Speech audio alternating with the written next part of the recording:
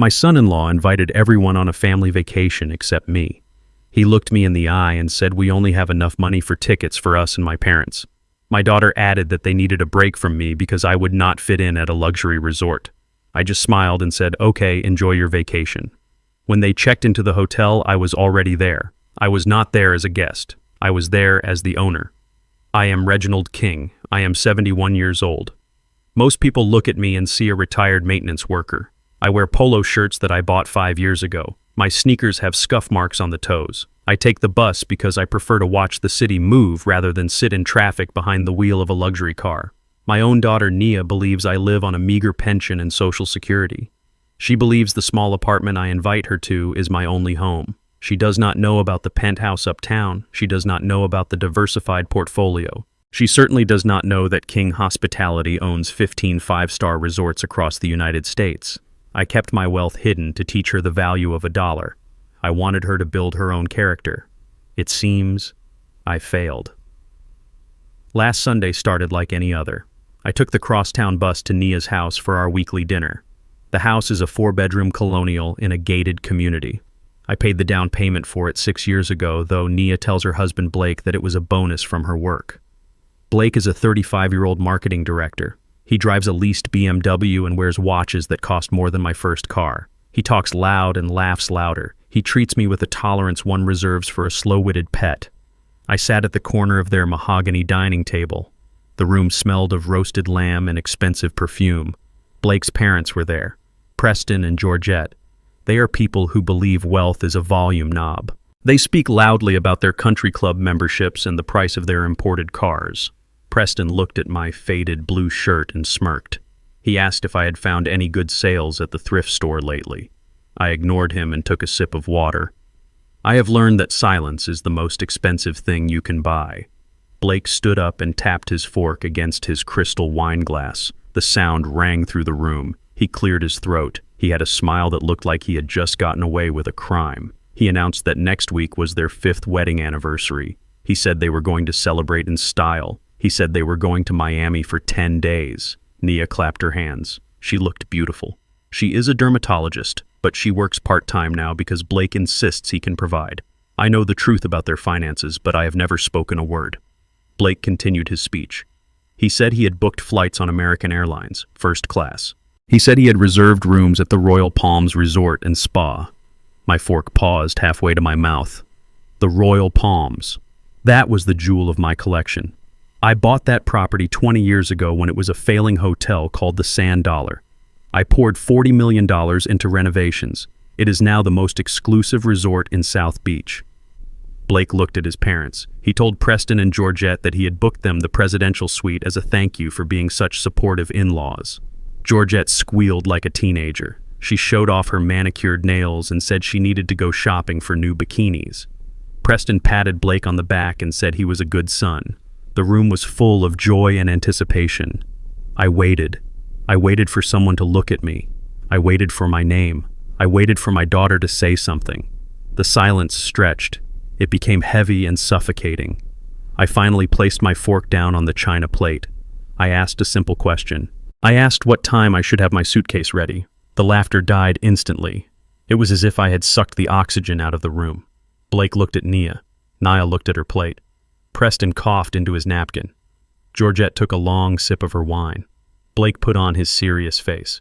It was the face he used when he tried to explain why he missed a credit card payment. He said that actually they had not calculated me into the budget. He said the tickets were very expensive. He said the resort was $500 a night. He said they had stretched their finances to the limit to bring his parents. I looked at Nia. I expected her to speak up. I expected her to say that I was her father. I expected her to say that if there was no money for me, then they would downgrade their rooms to make it work. She did not. She looked at Blake and then she looked at me with eyes full of pity. She said that Blake was right. She said that the budget was tight. Then she delivered the second blow. She said that honestly I would not enjoy it. She said the Royal Palms is a place for high society. She said there are dress codes for dinner. She said I would feel out of place among those people. She said I would be uncomfortable and lonely. She said they needed a break to relax with people who understood their lifestyle. She meant Preston and Georgette. She meant people who were white. She meant people who looked like they belonged. I felt a coldness settle in my chest. It was not anger. Anger is hot. This was disappointment. It was the freezing realization that my daughter was ashamed of me. She saw a poor old black man in worn clothes. She did not see the father who worked double shifts to put her through medical school. She did not see the man who secretly paid off her student loans the day she graduated. She saw a burden. Blake poured more wine for his father. It was a bottle of Cabernet Sauvignon that cost $200. I knew the price because I own the vineyard that produces it. He said maybe next time they could do something simpler, maybe a camping trip, something more my speed. Preston laughed. He said camping was perfect for people who were used to roughing it. I looked around the table. I saw the expensive furniture I had paid for. I saw the food I had bought. I saw the people who were living on my hidden generosity while treating me like a beggar. I made a decision in that second. The game was over. I stood up slowly. My knees cracked. I put on my best smile. It was the smile I used before I fired a corrupt executive. I told them it was okay. I told them I understood perfectly. I told them to enjoy their vacation. I told them everyone deserves exactly what they pay for. I reached into my pocket. I had brought an envelope with $5,000 in cash. I had intended to give it to them as a surprise gift for their anniversary. I felt the thickness of the envelope. I pulled my hand out empty. I left the envelope in my pocket. I walked to the front door. Nia called out half-heartedly.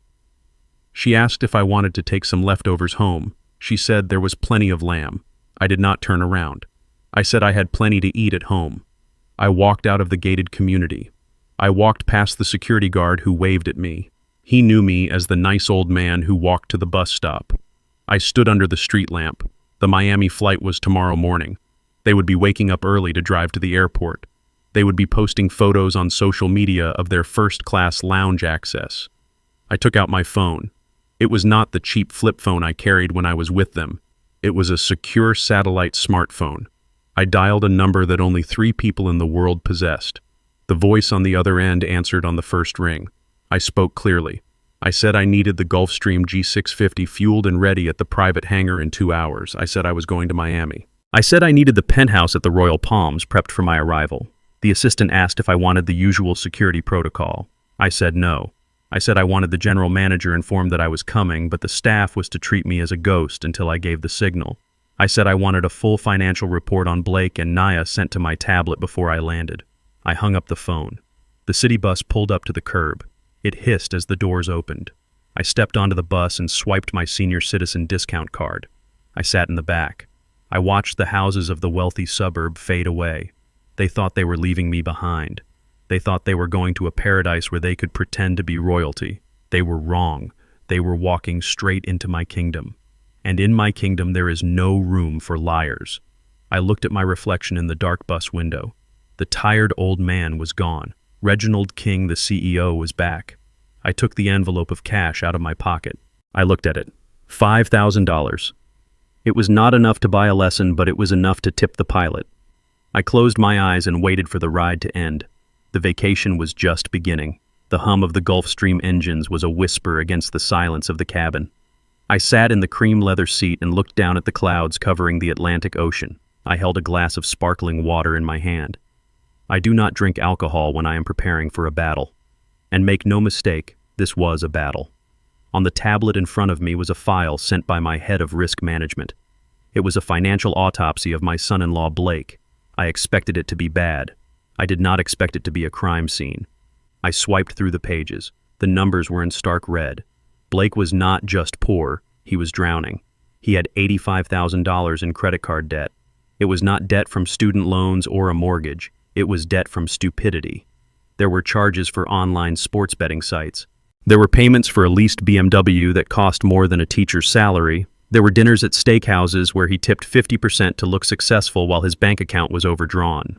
He was living a lie and he was financing it with high-interest loans.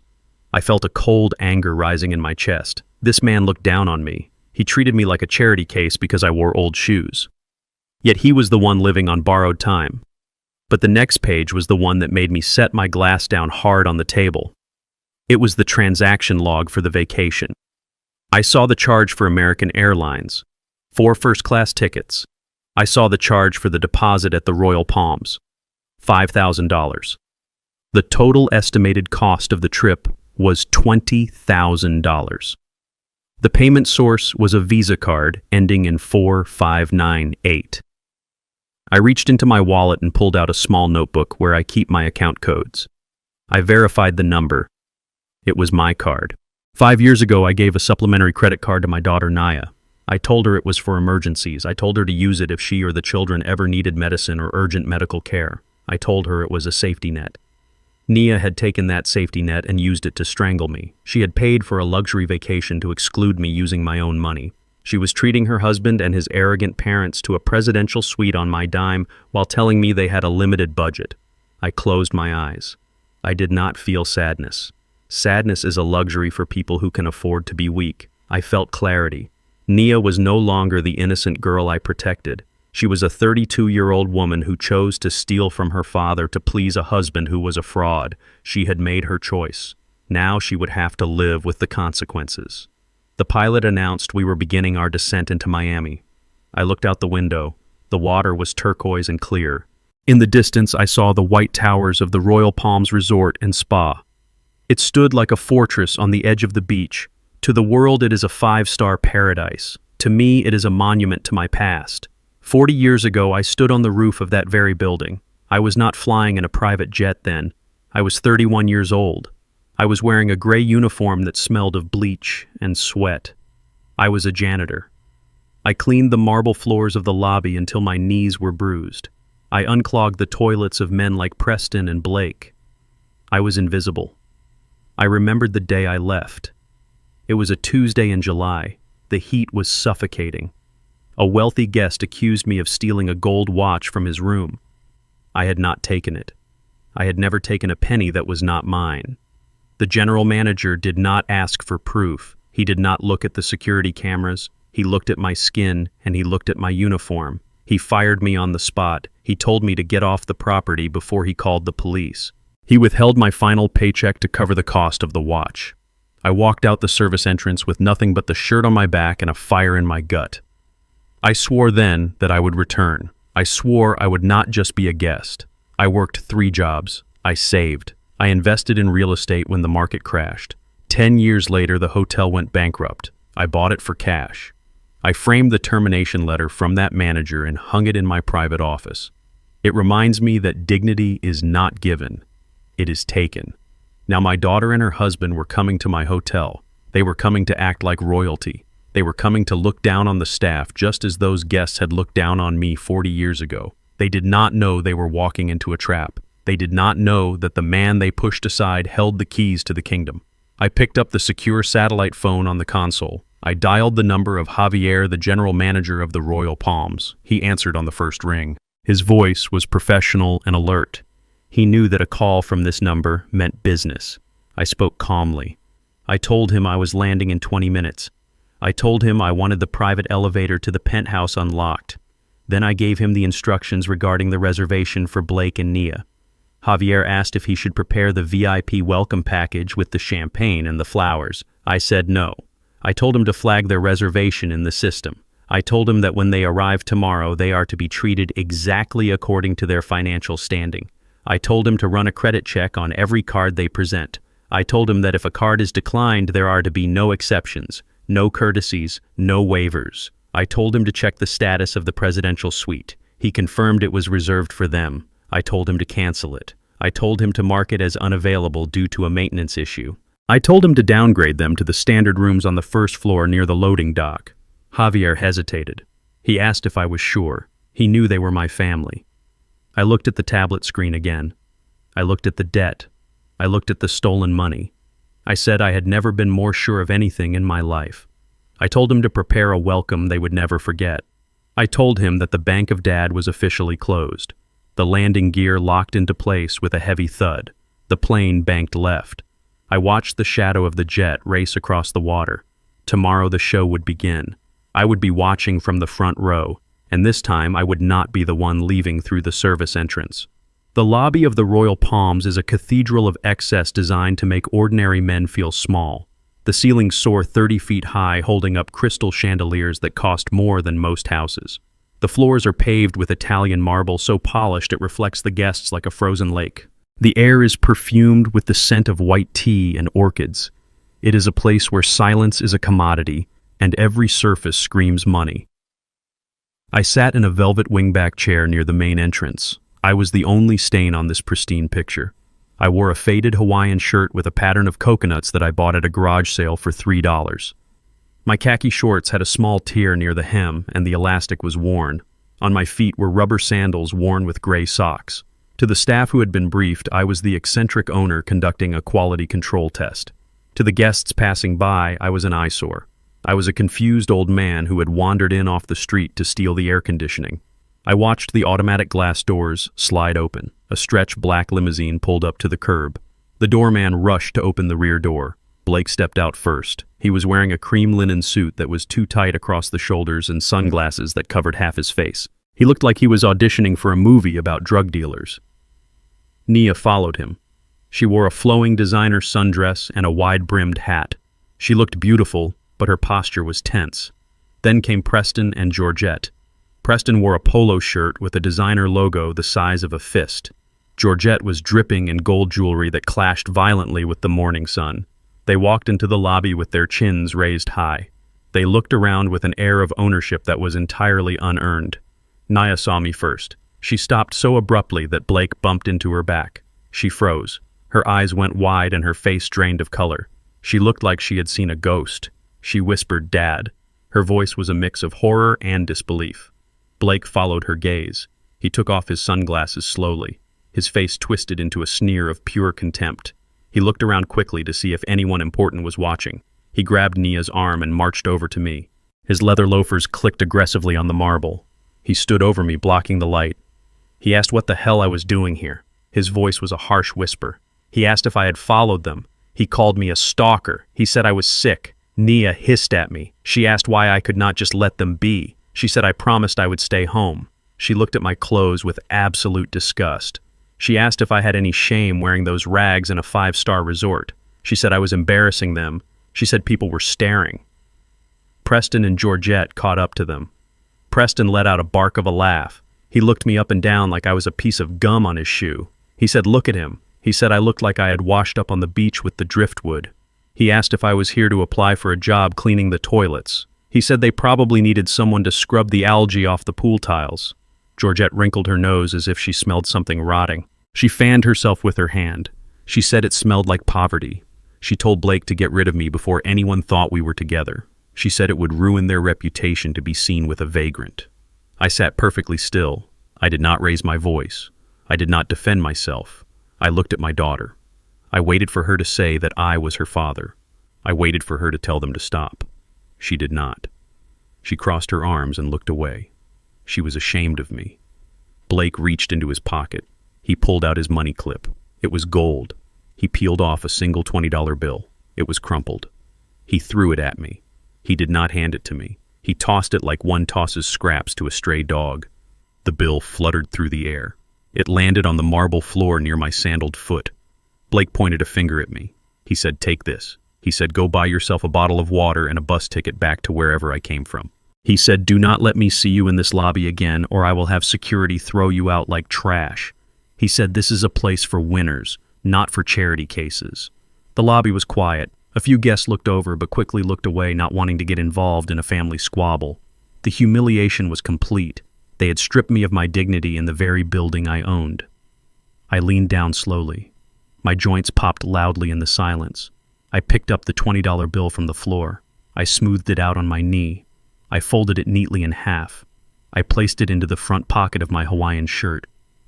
I looked up at Blake. I looked him directly in the eyes. I did not blink. I spoke softly. I said, "Thank you, son." I said, "This money will be very useful." Blake let out a scoff of disbelief. He turned his back on me. He took Nia's arm and pulled her toward the reception desk. Preston and Georgette followed, laughing and shaking their heads. They walked toward the check-in counter where the staff was waiting. They walked with the swagger of people who believe the world owes them everything. I watched them go. I patted the pocket where the $20 sat. It was the last money Blake would ever give me. It was the price of his soul. I watched them approach the marble counter. I saw the receptionist look up. I saw her smile tighten. She had her instructions. The first surprise was waiting, and I had the best seat in the house. I stood behind a large potted palm near the concierge desk. It offered the perfect vantage point. I could see the beads of sweat forming on the back of Blake's neck. He stood at the marble reception counter with his chest puffed out. He leaned casually against the high desk. He looked like a man who owned the place. The irony was delicious. He tapped his fingers on the granite surface. He was impatient. He wanted his key. He wanted his champagne. He wanted the world to acknowledge his arrival. The receptionist was a young woman named Sarah. I hired her 3 years ago.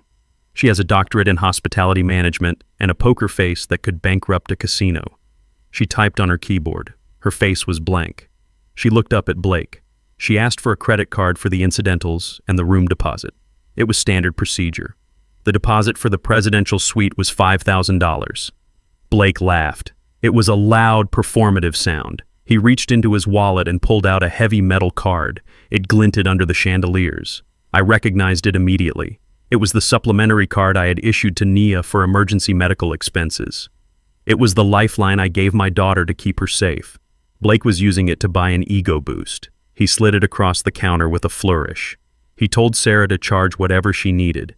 He told her not to worry about the limit. Sarah inserted the card into the machine. The seconds ticked by. The machine beeped.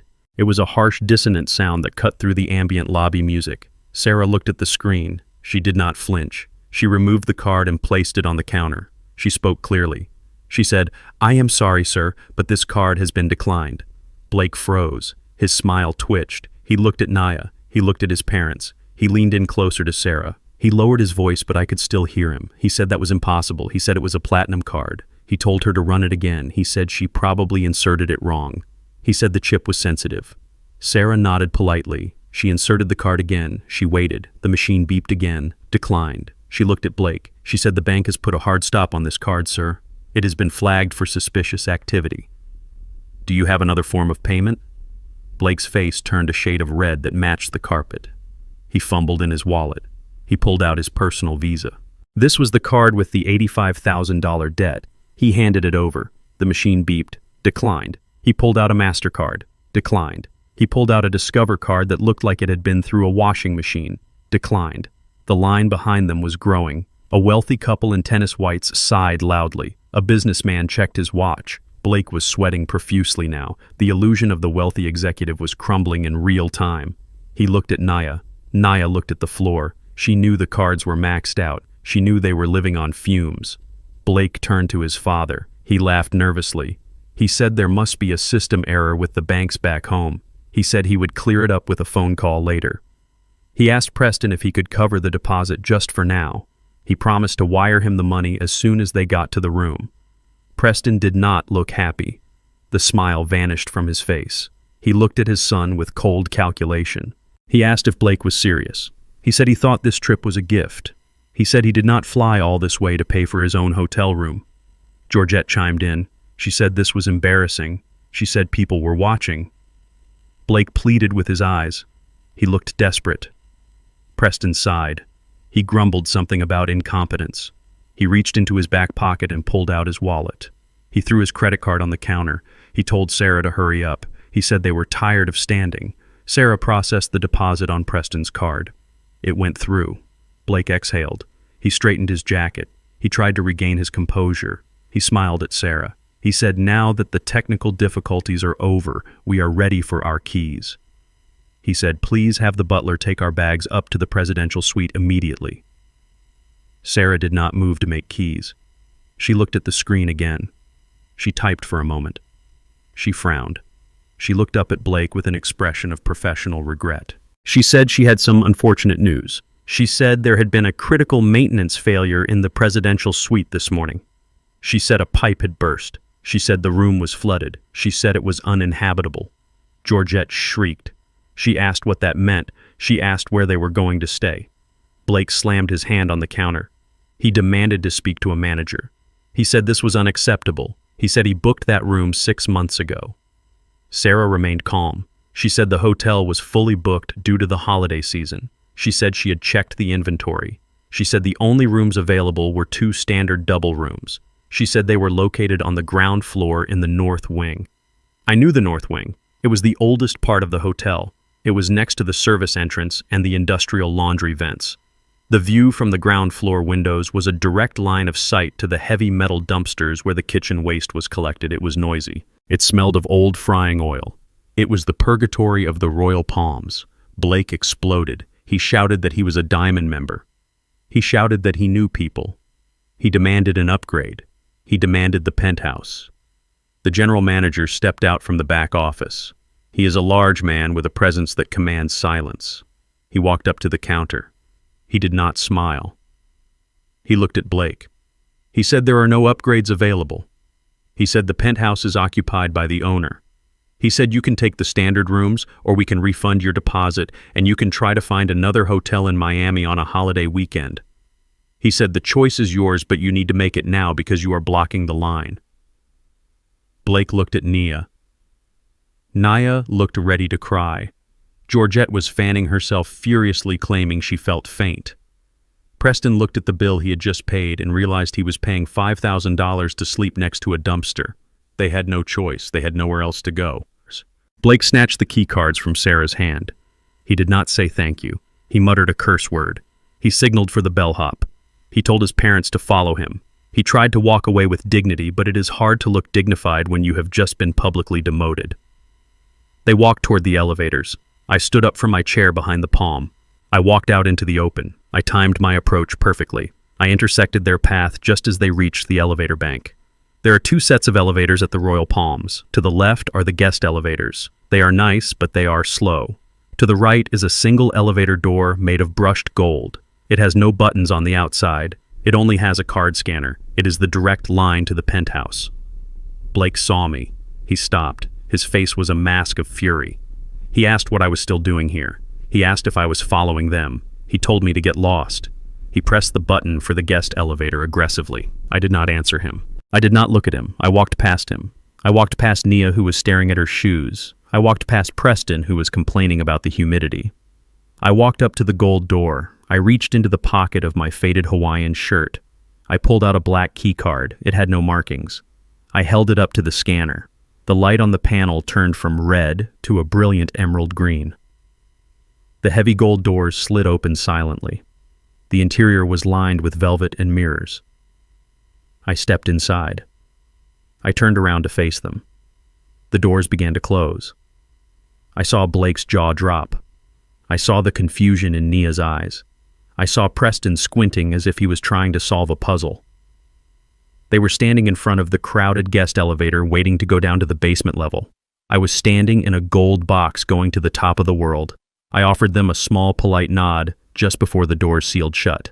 The elevator began to rise. It moved fast. My stomach dropped, but my spirit soared. The first lesson had been delivered. They were confused. They were angry. But they still believed I was just a lucky old man who found a key card. They had no idea that the man in the Hawaiian shirt was the one pulling the strings. Tomorrow morning at breakfast, the real education would begin. The Palm Court restaurant is where the wealthy come to gorge themselves on eggs, Benedict, and self-importance. The air smells of freshly ground Kona coffee and expensive perfume. It is a place of polished silver and hushed conversations. The morning light filters through the high glass ceiling, illuminating the buffet stations that stretch for 50 feet. There are mountains of shrimp on ice. There are chefs carving prime rib. There are fountains of chocolate. It is a display of excess designed to make the guests feel like kings. I sat at a small round table near the swinging kitchen doors. It was the table usually reserved for solo travelers or staff on break. I preferred it. From here I could see the entire room without being seen. I ate dry toast and drank black tea. I watched the choreography of the breakfast service. I watched the waiters navigate the floor with heavy trays. I watched the guests pile their plates high with food they would not finish. Blake and his entourage arrived at 9 o'clock. They looked ragged. The noise from the dumpsters outside their ground floor rooms must have kept them awake. Preston had bags under his eyes. He walked with a limp. Nia looked pale and she kept checking her phone. But Georgette was determined to put on a show. She wore a flowing silk caftan with a loud tropical print. It was the kind of dress that cost $600 but looked like a curtain. She had stacked gold bangles on both arms that clanked together like wind chimes every time she moved. They sat at a large central table. They complained loudly about the coffee. They complained that the orange juice was too pulpy. They complained that the air conditioning was too cold. They treated the waiter with a dismissal that made my blood simmer. I watched them eat. They ate with an aggression that suggested they were trying to get their money worth. They were angry about the rooms. They were angry about the credit cards. They needed a target for their frustration.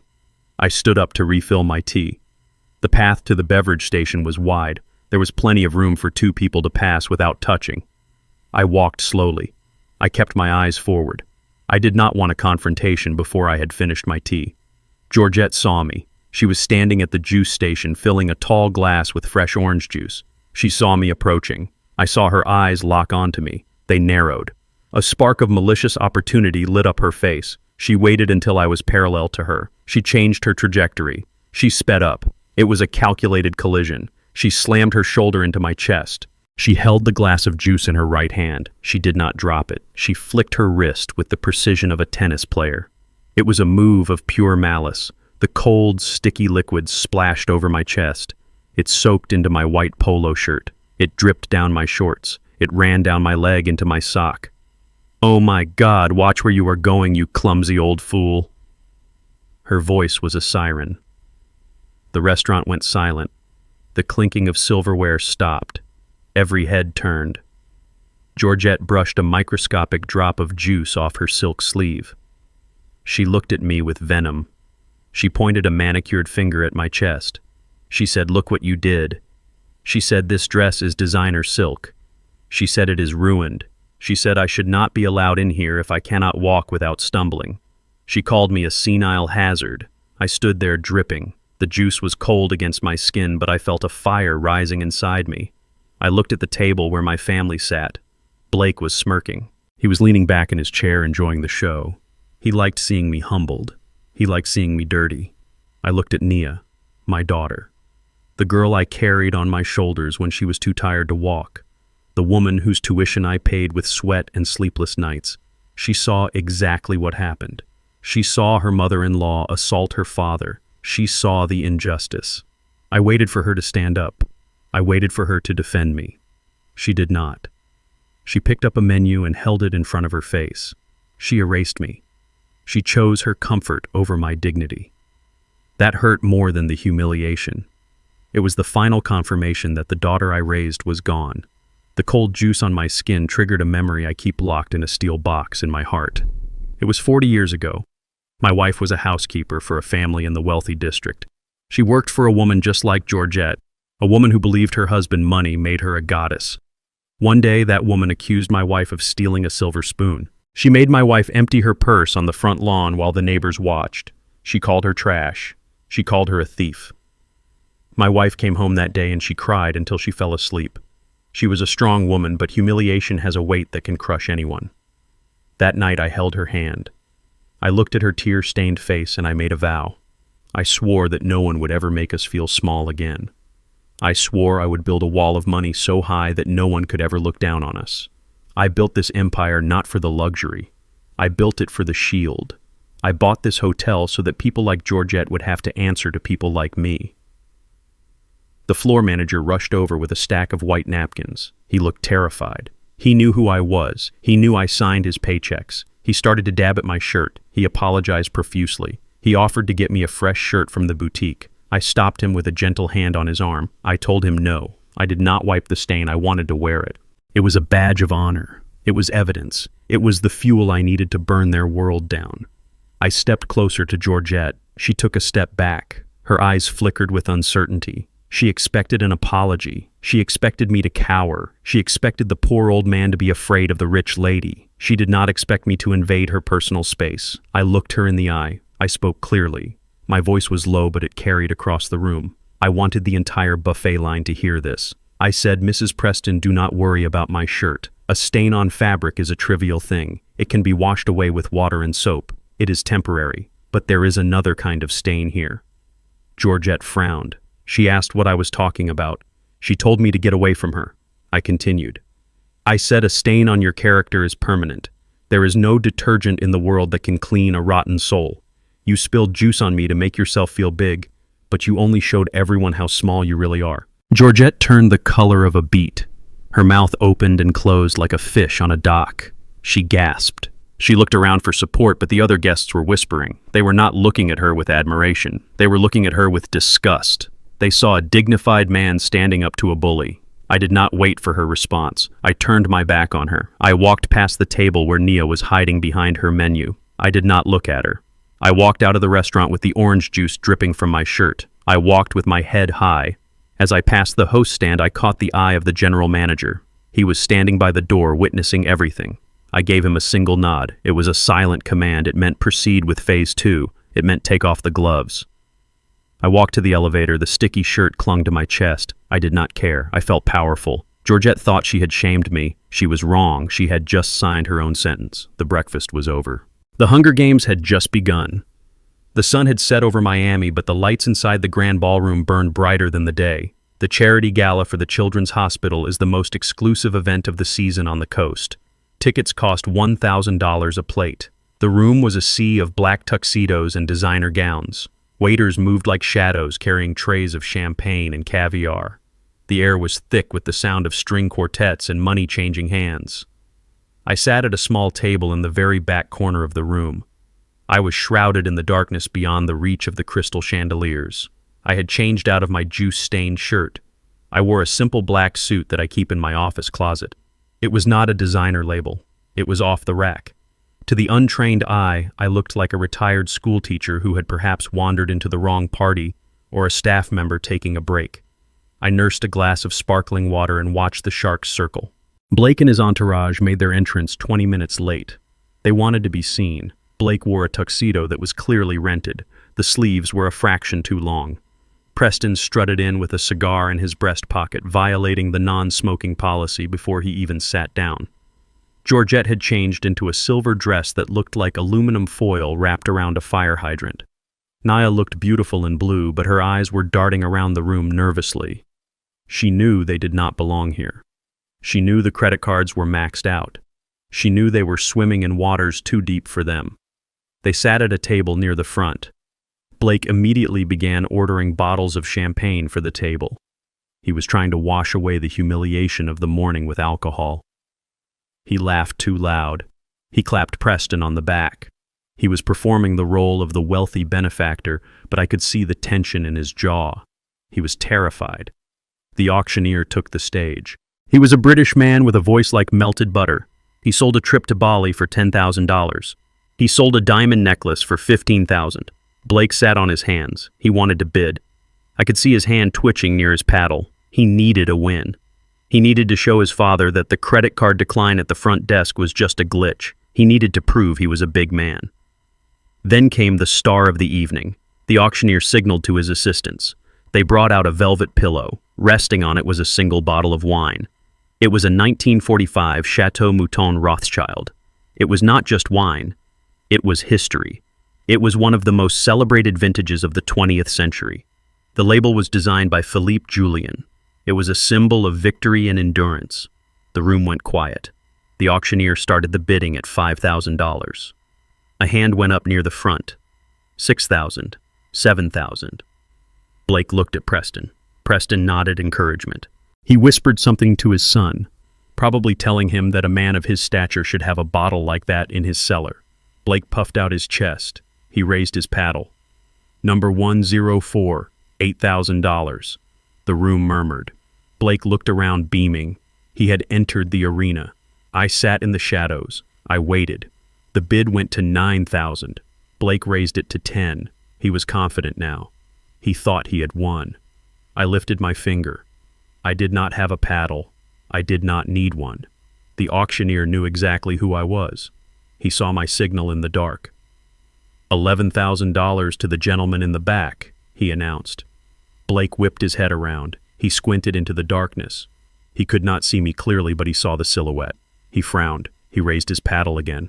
$12,000, I raised my finger. $13,000.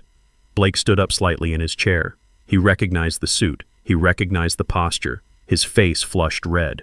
He realized the old man from the lobby was challenging him. He took it personally. He thought I was spending his inheritance. He thought I was burning his money to spite him. $14,000, he shouted. He did not wait for the auctioneer. 15,000, I said calmly. My voice carried across the room without effort. Blake turned to Nia. I saw him whispering furiously. He was probably telling her that I was senile. He was probably telling her I had stolen a credit card. He looked back at me with hatred. 18,000, Blake screamed. His voice cracked. The room fell silent. $18,000 was a lot of money for a bottle of wine, even for these people. It was certainly a lot of money for a man who could not pay a $5,000 room deposit. I took a sip of my water. I looked at Blake. I saw the sweat on his forehead. I saw the vein throbbing in his neck. He was betting money he did not have to beat a man he did not respect. 20,000, I said. Blake kicked his chair back. He stood up. He lost all composure. He held his paddle up like a weapon. $25,000, he yelled. The crowd gasped. Preston looked at his son with wide eyes. Even he knew this was reckless. Georgette looked thrilled. She thought they had won. She clapped her hands. The auctioneer looked at me. Going once at 25,000. Going twice. I stood up slowly. I buttoned my jacket.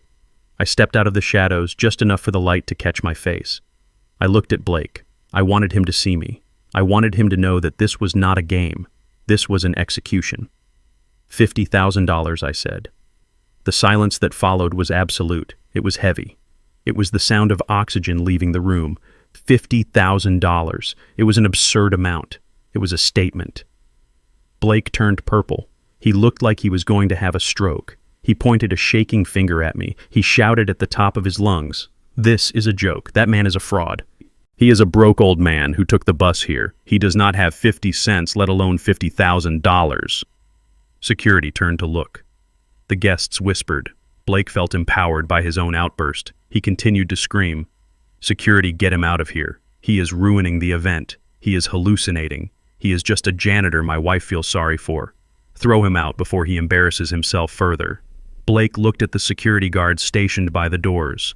He gestured for them to grab me. He expected them to drag me away. He expected to be the hero who saved the gala from the crazy intruder. The security guards did not move. They stood with their hands clasped behind their backs. They looked at the floor. They knew who signed their checks. The auctioneer slammed his gavel down. It sounded like a gunshot. Sold for $50,000 to Mr. King. Blake froze. He looked at the auctioneer. He looked at me. He laughed a nervous, hysterical laugh. He said, Mr. King. Who is Mr. King? Who is Mr.? His name is Reggie and he lives in a rent-controlled apartment. You people are being scammed. The general manager of the resort walked onto the stage. He picked up the bottle of wine with white-gloved hands. He walked down the stairs. He walked past the table where Blake stood trembling with rage. He walked past Preston, who was staring with his mouth open. He walked all the way to the back of the room. He stopped at my table. He bowed slightly. He placed the bottle gently on the tablecloth in front of me.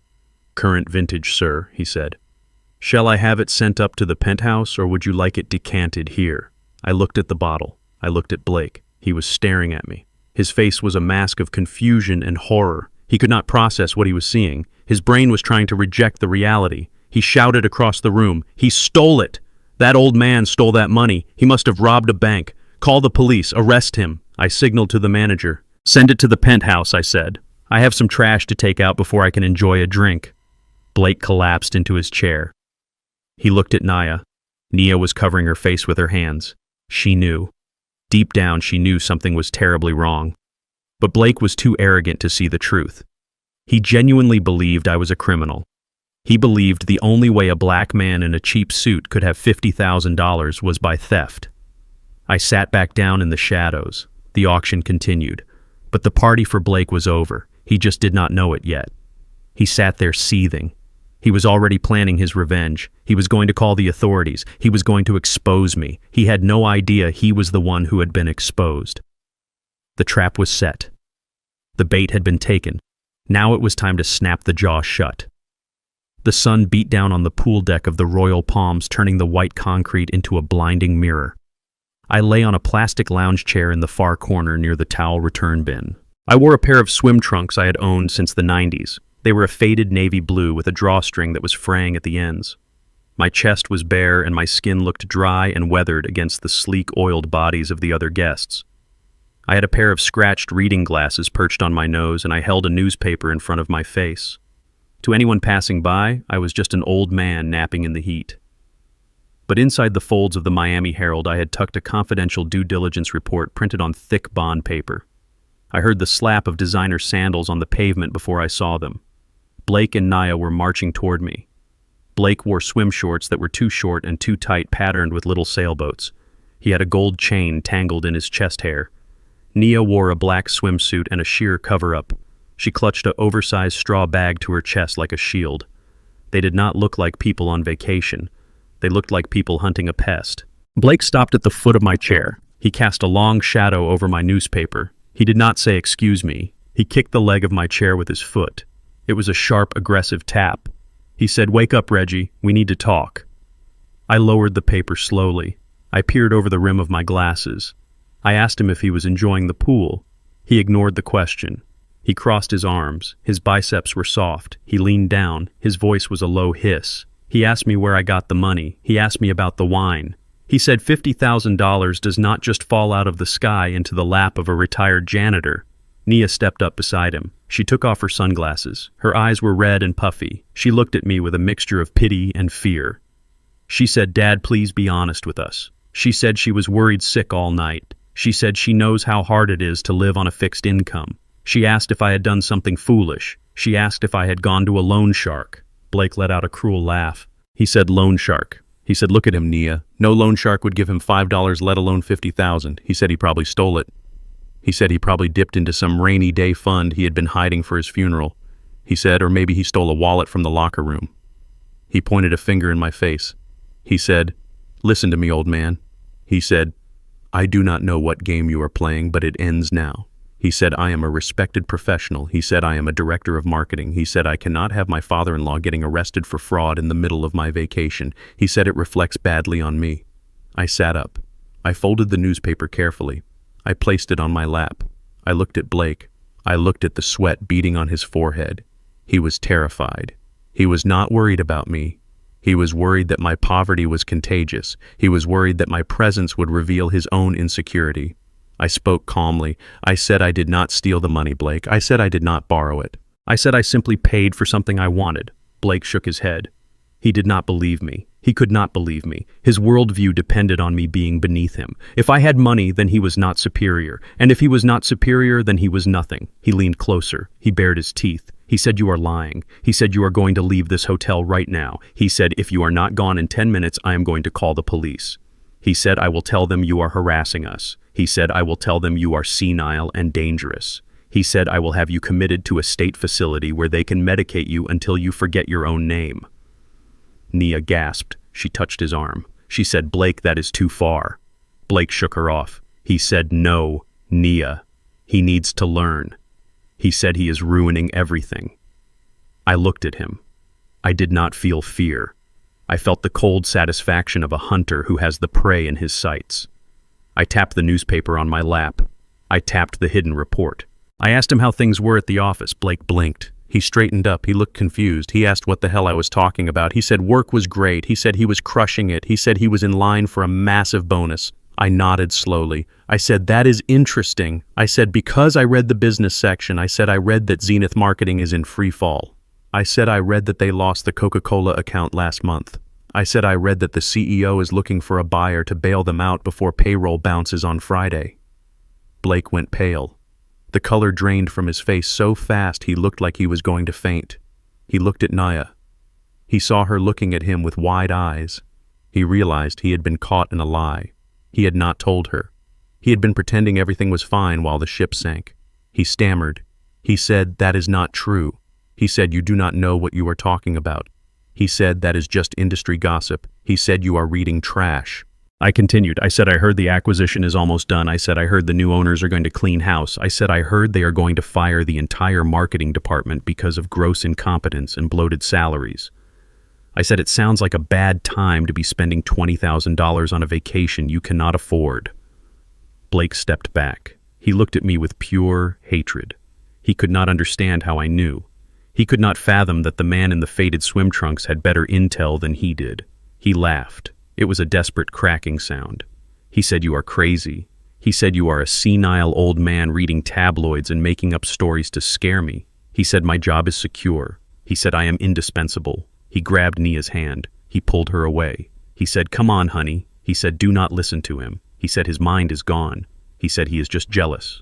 He started to walk away. He tried to strut, but his legs were stiff. He was scared. I called out to him. I did not shout. I just raised my voice enough to carry over the sound of the splashing water. I said, we will see, Blake. I said we will see who is indispensable and who is unemployed come Monday morning. Blake froze for a second. He did not turn around. He kept walking. He dragged Nia toward the bar. He needed a drink. He needed to drown the voice in his head that was whispering that I was right. I watched them go. I opened my newspaper again. I looked at the report from my acquisition team. The deal to buy Zenith Marketing was scheduled to close at 9 a.m. on Monday. The restructuring plan was already approved. The first name on the list of redundancies was Blake Anderson. He called me a senile old man. He thought I was reading the funnies. He did not know I was reading his obituary. I adjusted my glasses. I settled back into the chair. The sun felt good. Monday was going to be a very good day. I sat at the antique desk in the penthouse study. The view behind me stretched across the Atlantic Ocean where the moonlight danced on the waves. I held a fountain pen with a gold nib. I wrote on thick cream-colored cardstock embossed with the resort logo. The note was simple. It said, please join me for dinner tonight at the summit to clear the air. I want to make things right. I folded the card and placed it in a matching envelope. I rang the bell on the desk. My personal butler entered the room. He wore a tuxedo that fit better than Blake's wedding suit. I handed him the envelope. I told him to deliver it to the standard rooms on the ground floor near the loading dock. I told him to wait for a response. 20 minutes later, he returned. He kept his face neutral, but I saw the flicker of amusement in his eyes. He said Mr. Anderson accepted the invitation immediately. He said Mr. Anderson told him to tell the old man to bring his checkbook. He said the family seemed very excited. They were already arguing about what to wear. I dressed for dinner with deliberate care. I did not wear a suit this time. I wore the same simple polo shirt and khakis I had worn earlier. I wanted the contrast to be sharp. I wanted them to see the janitor while they played the kings. I took the private elevator up to the summit. The restaurant sits on the 50th floor. It revolves slowly, giving diners a 360-degree view of Miami. The walls are glass.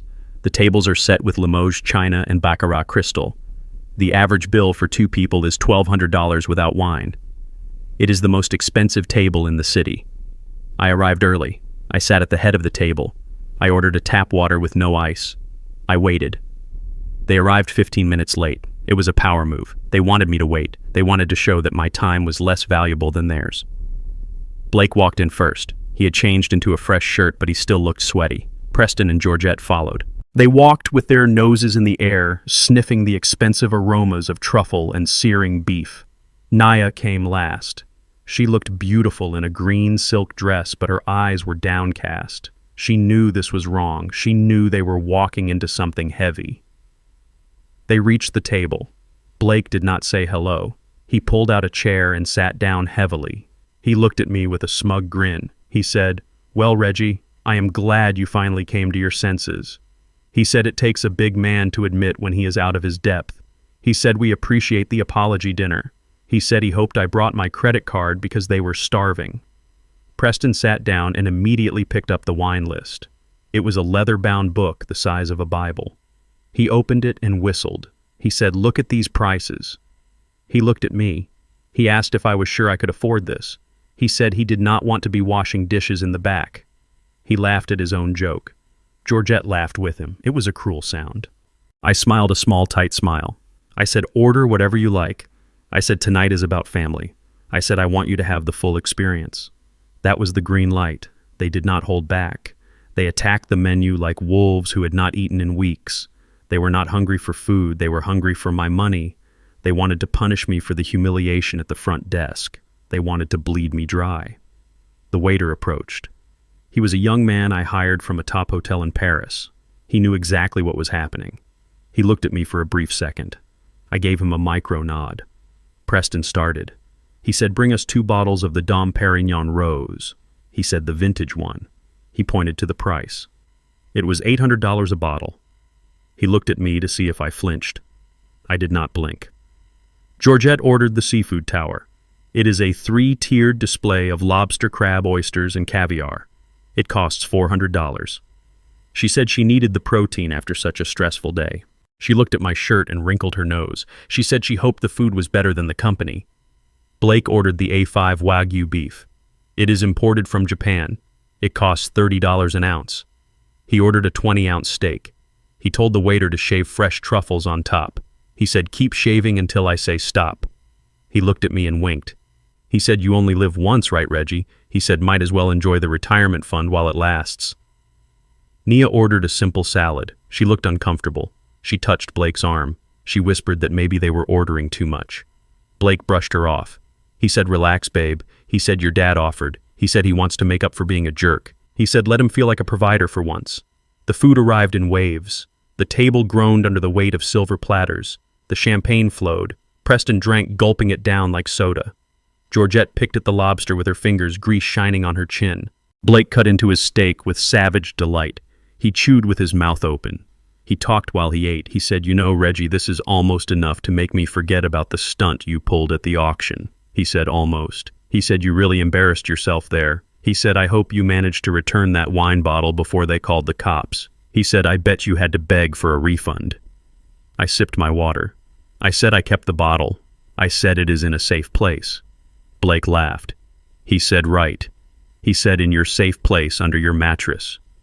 He raised his glass. He proposed a toast. He said to Reggie. He said, "Thanks for the meal, old man." He said, "After this, you should probably head home." He said, "We have the rest of the vacation to enjoy, and we do not want you cramping our style." He said, "Go back to your little apartment and save up for next year." Preston burped loudly. He said, "Hear, hear." He said, "This was a nice gesture, Reggie, but do not think it makes us equals." He said, "You are still just a guest at our table." He said, "Pay the bill and then disappear. That is the best gift you can give us." Georgette licked butter off her thumb. She said, "Honestly, this is the least he could do after ruining my dress this morning." She said, "This dinner barely covers the dry cleaning bill." She ordered another bottle of champagne. She did not ask me. She just told the waiter to keep it coming. I watched them. I watched the greed distort their faces. I watched them gorge themselves on my generosity. They were so confident. They were so sure that they were the predators and I was the prey. They thought I was a desperate old man trying to buy their affection. They did not understand that I was not buying their love. I was buying evidence. I was letting them run up a tab that would become a noose. The meal wound down. The table was a wreckage of empty shells and half-eaten steaks. They ordered dessert. They ordered cognac that cost $100 a glass. They were drunk on alcohol and power. They leaned back in their chairs. They looked satisfied. Blake looked at his watch. He said, "Well, this has been fun, but we have an early tea time tomorrow." He snapped his fingers at the waiter. He shouted, "Check." He pointed at me. He said, "Give it to the gentleman." The waiter placed the leather folder in front of me. I did not open it. I knew the total. It was $18,400 in change. It was the price of a small car. It was an obscenity. I sat there. I did not move to pick it up. I stared at Blake. Nia leaned in close to her husband.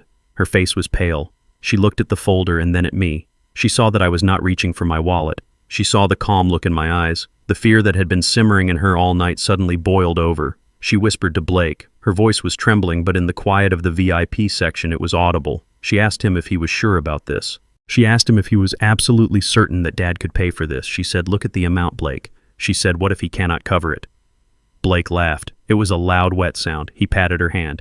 He looked at me with a sneer that curled his lip. He spoke loud enough for the next table to hear. He said, "Do not worry, babe."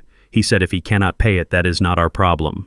He said if his card declines, he can go back to the kitchen. He said he can put on an apron and wash dishes for the next 10 years. He said it would be a fitting end for him. He said, "Frankly, it has nothing to do with us." He stood up. He adjusted his jacket. He looked at me. He said, "Thanks for the grub, Reggie." He said, "Try not to break any plates when you are working off the debt." He turned to leave. He thought he was walking out. He thought the show was over. He had no idea that the curtain had just gone up. The table groaned under the weight of the excess. It was a grotesque display of gluttony. There were 3 tiers of seafood towers dripping with melting ice. There were plates of A5 Wagyu beef seared to perfection and buried under mounds of shaved black truffles. The smell of rich butter and expensive red wine filled the air. It was suffocating. Preston sat to my right. He had tucked a linen napkin into his collar like a bib. He held a lobster tail in one hand and a fork in the other. He tore at the meat with his teeth. Grease shone on his chin. He did not wipe it off. He pointed a greasy finger at me. He said, "Hey, Reggie." He said, "I bet the only lobster you ever saw was on a Red Lobster commercial." He laughed. He choked a little on his wine. He said, "You should try the caviar, old man." He said it costs more per ounce than your entire wardrobe.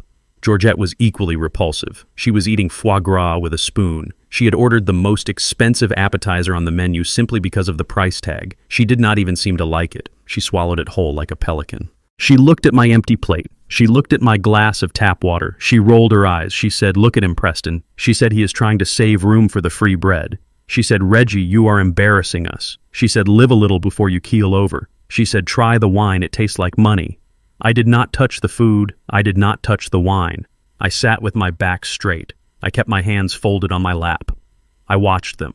I watched them devour the food with no appreciation for the craft or the cost. They were not eating to enjoy. They were eating to take. They were eating to punish me. They thought every bite was $1 out of my pocket.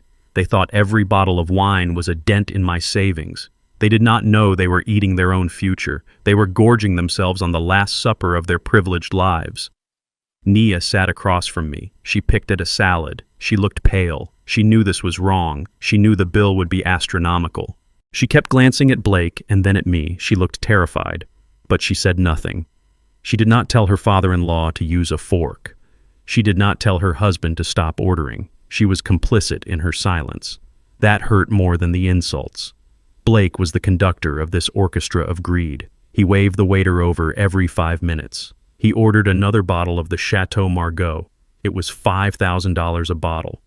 He did not even look at the label. He just wanted the most expensive liquid in the room. He poured it for everyone except me. He filled his glass to the brim. He spilled a little on the tablecloth. He did not care. He looked at me with a smirk that was pure malice. He stood up. He was flushed with alcohol and arrogance. He tapped his knife against his crystal goblet. The sharp ring cut through the conversation. He cleared his throat. He wanted an audience. He looked around the dining room, ensuring the other diners saw him. He raised his glass high. He said, "I want to propose a toast." He looked down at me. His eyes were glazed but hard. He said to my father-in-law, Reggie, he said, "Thank you for finally realizing your role." He said, "This dinner is a nice gesture." He said, "It almost makes up for your cheap behavior earlier. But let us be real, Reggie." He said, "You do not belong at this table. You do not belong in this resort. You are a fish out of water, and you are suffocating us." He leaned in closer. His voice dropped to a cruel sneer. He said, "Enjoy the view tonight, Reggie, because this is it." He said, "After this meal, you need to pack your bags." He said, "You need to know your place, and your place is not here with us."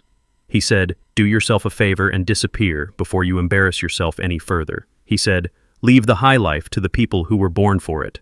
Preston cheered. He raised a lobster claw in the air. He said, "Hear, hear." He said, "Well said, son." Georgette clapped her hands. She said, "Bye-bye, Reggie." The table fell silent, waiting for my reaction. They expected me to cry. They expected me to beg. They expected me to explode in anger. I picked up my water glass. The condensation was cool against my fingertips. I took a slow sip. I set it down gently on the white tablecloth. I looked up at Blake. I looked at his sweating face. I looked at his cheap suit. I looked at the fear hiding behind his arrogance. I nodded slowly. I spoke in a voice that was calm and steady. I said, "You are right, Blake. I said, you are absolutely right. I said, after this meal, everything is going to go exactly where it belongs. Everyone is going to be in their rightful place." Blake laughed. He thought I was agreeing to leave. He thought he had won. He drained his glass. He sat back down with a satisfied sigh. He signaled for the check. He had no idea that when I said everyone would be in their rightful place, I meant he would be in the street and I would be on the throne. The feast was over. The bill was due. The waiter approached our table with the leather folio held firmly in both hands. He placed it on the white tablecloth directly in front of me. It sat there like a verdict. The black leather was smooth and cold. Blake leaned back in his chair, picking his teeth with a silver toothpick. He smirked. He gestured with his head toward the bill. He said, "Go ahead, Reggie." He said, "Do the honors." He said, "Try not to have a heart attack when you see the total." Preston laughed. He patted his stomach. He said that was a meal fit for a king. He said, "Thanks for the treat, old-timer." He reached for his water glass, expecting the show to end with me pulling out a worn wallet and emptying my savings. I did not touch the folio. I did not even look at it. I picked up my napkin from my lap. I folded it neatly into a square. I placed it next to my plate. I looked at Blake. I smiled. It was not a warm smile. It was the smile of a man who has just closed the trap door. I reached out with one finger. I pushed the leather folio across the table. It slid smoothly over the linen. It stopped right in front of Blake. I said, "This is for you." Blake frowned. He looked at the folio. He looked at me. He laughed nervously. He said, "Very funny, Reggie." He said, "Stop playing games." He said, "Pay the man so we can leave." I shook my head. I said, "I am not playing games, Blake." I said, "I invited you to dinner." I said, "I wanted you to have the experience." I said, "But I never said I would pay for your gluttony." I said, "My rule has always been simple." I said, "He who orders pays." I said, "You ordered the wine. You ordered the beef. You ordered the truffles." I said, "I had a glass of tap water." I said, "That is free." The silence at the table was absolute. Naya dropped her fork. It clattered loudly against her plate. Her face went white. She whispered, "Dad, what are you doing?" She said, "You cannot be serious." Preston slammed his hand on the table. He shouted, "What is the meaning of this?" He said, "You invited us." He said, "This is entrapment." He said, "You are trying to embarrass us." I looked at him. I said, "Embarrassment is a choice, Preston." I said, "Just like ordering a $5,000 bottle of wine is a choice." I said, "You made your choices. Now you pay the bill." Blake opened the folio. His hands were shaking. He looked at the total. His eyes bulged. He gasped. He said, $18,400. He looked up at me. He screamed, "Are you insane?" He said, "I do not have $18,000 on me." He said, "You know that." He said, "You set us up." I leaned forward. I said, "Set you up." I said, "Did I force you to order the Wagyu? Did I force you to order the vintage champagne? Did I force you to treat the waiter like a servant?" I said, "No, Blake." I said, "You did all that on your own." I said, "You wanted to live like a king." I said, "Now you have to pay the king ransom." Georgette started to hyperventilate. She fanned herself with her napkin. She said, "I am going to faint." She said, "This cannot be happening." She said, "Someone do something." Blake looked around the room. People were staring. He was trapped.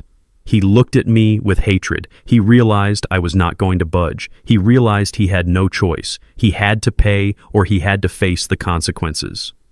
He reached into his jacket pocket. He pulled out a sleek black card. It was his corporate credit card, the one issued by Zenith Marketing for business expenses only. Using it for a personal dinner was grounds for immediate termination. It was embezzlement. But he was desperate. He thought he could cover it up later. He thought he could claim it was a client dinner. He threw the card at the waiter. He said, "Just run it."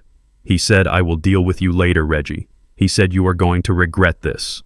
The waiter took the card. He walked to the terminal station near our table. He inserted the card. We all watched. The machine beeped. It was a loud, harsh sound.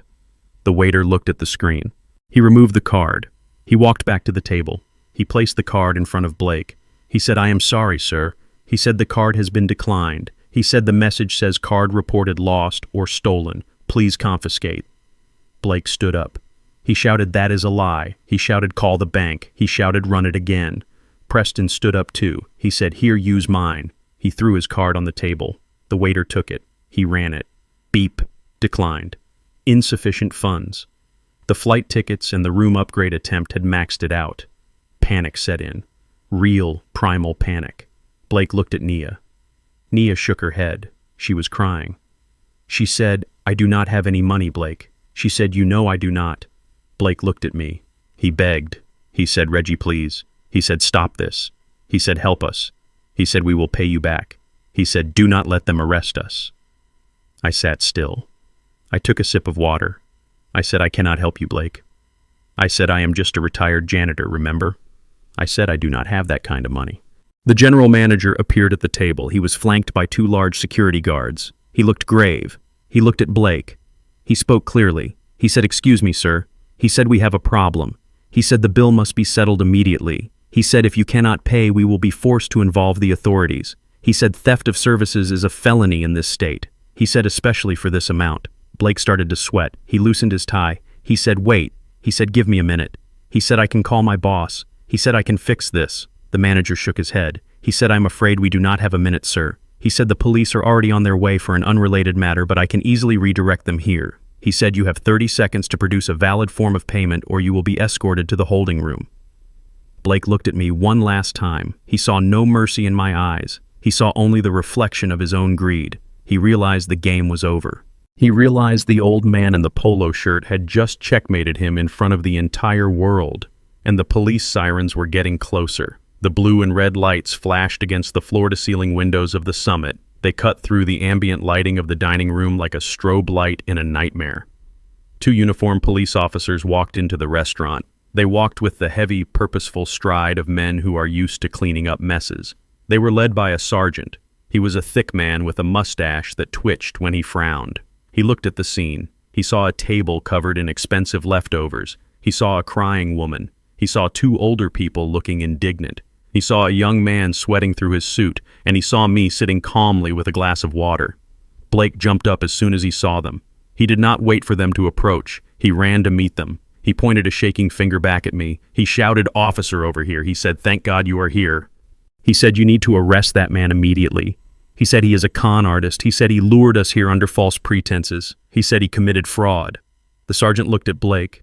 He looked at his disheveled tie. He looked at the desperation in his eyes. He did not look impressed. He asked Blake to calm down. He asked what the problem was.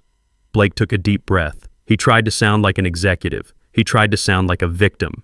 He said that man invited us to dinner. He said he promised to pay. He said he ordered all this food and wine. He said now the bill is here and he is refusing to pay. He said he is trying to stick us with the check. He said it is entrapment. Preston chimed in from the table. He shouted, "That is right, officer." He said we are respectable tourists.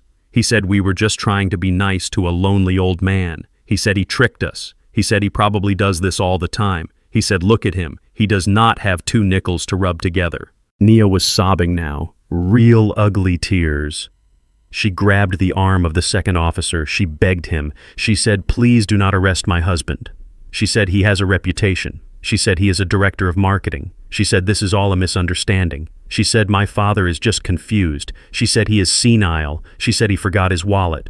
I sat still. I did not speak. I let them dig. I let them pour all their lies onto the floor. I watched the sergeant's face.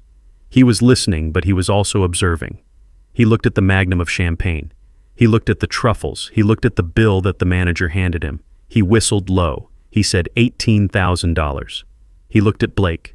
He said that is a lot of food for a victim to eat, son. Blake stammered. He said we were just being polite. He said we did not want to be rude. The sergeant walked over to me. He stood in front of my chair. He looked down at me. He asked for my identification.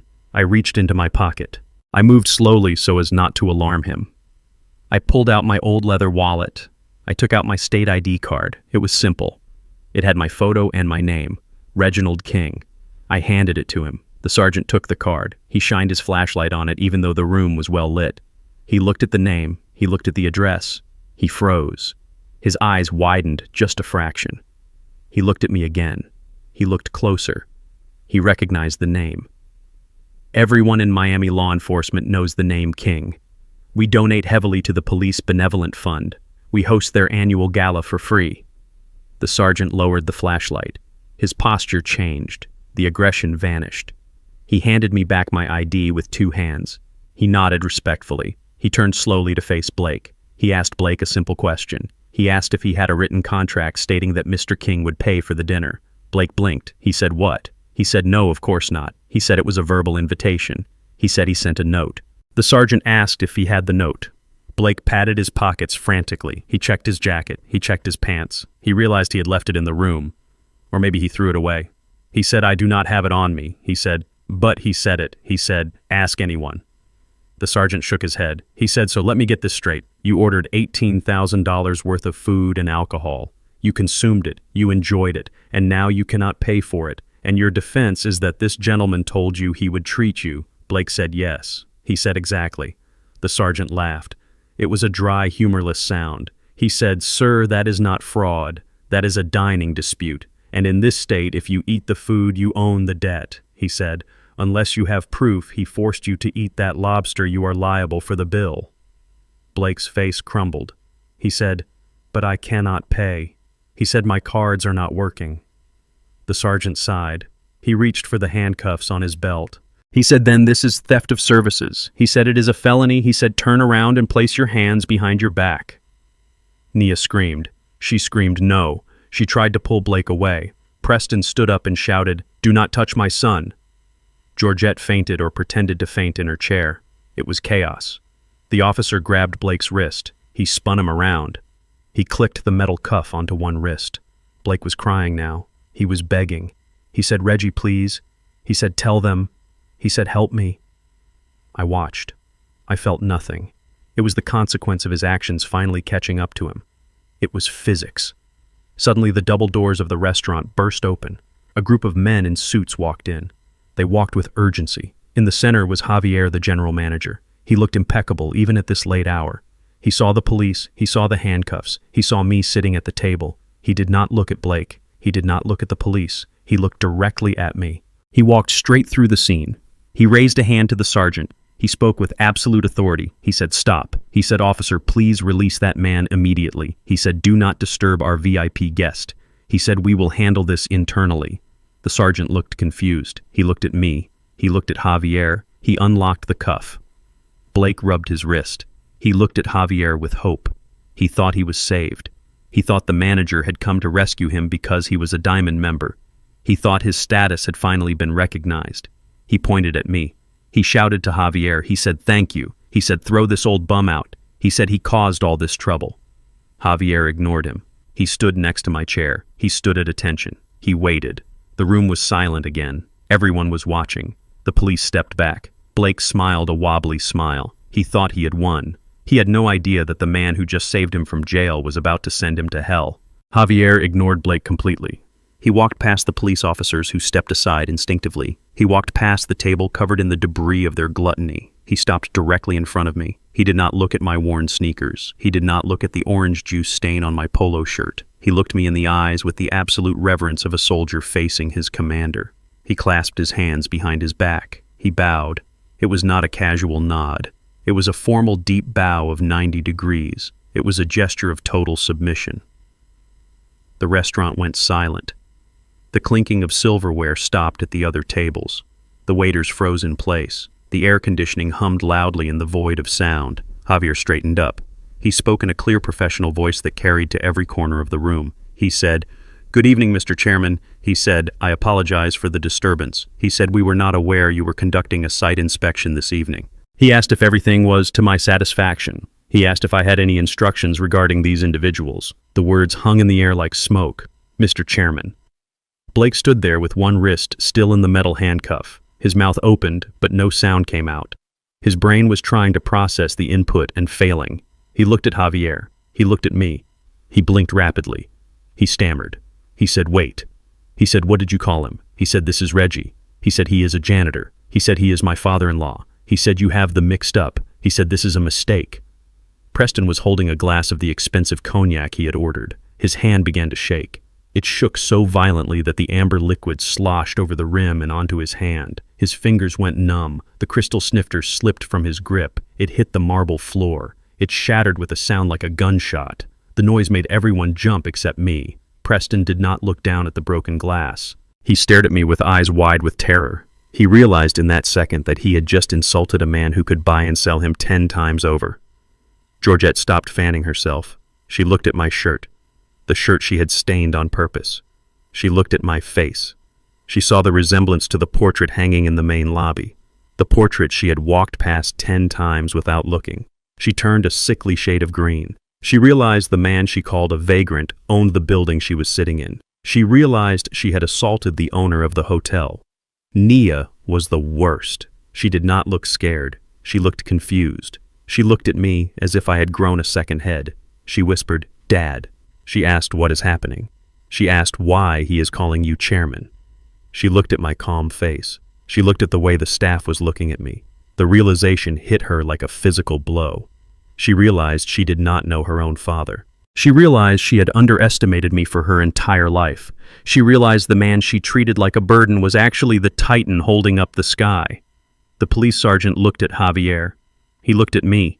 He looked at the ID card in my hand that said Reginald King. He put the pieces together. He holstered his baton. He stepped back from Blake as if Blake were radioactive. He took off his cap. He looked at me and said, "Mr. King, I had no idea." He said, "I apologize, sir." He said, "We were told there was a theft in progress." I stood up slowly. I did not use the table for support. I stood up straight.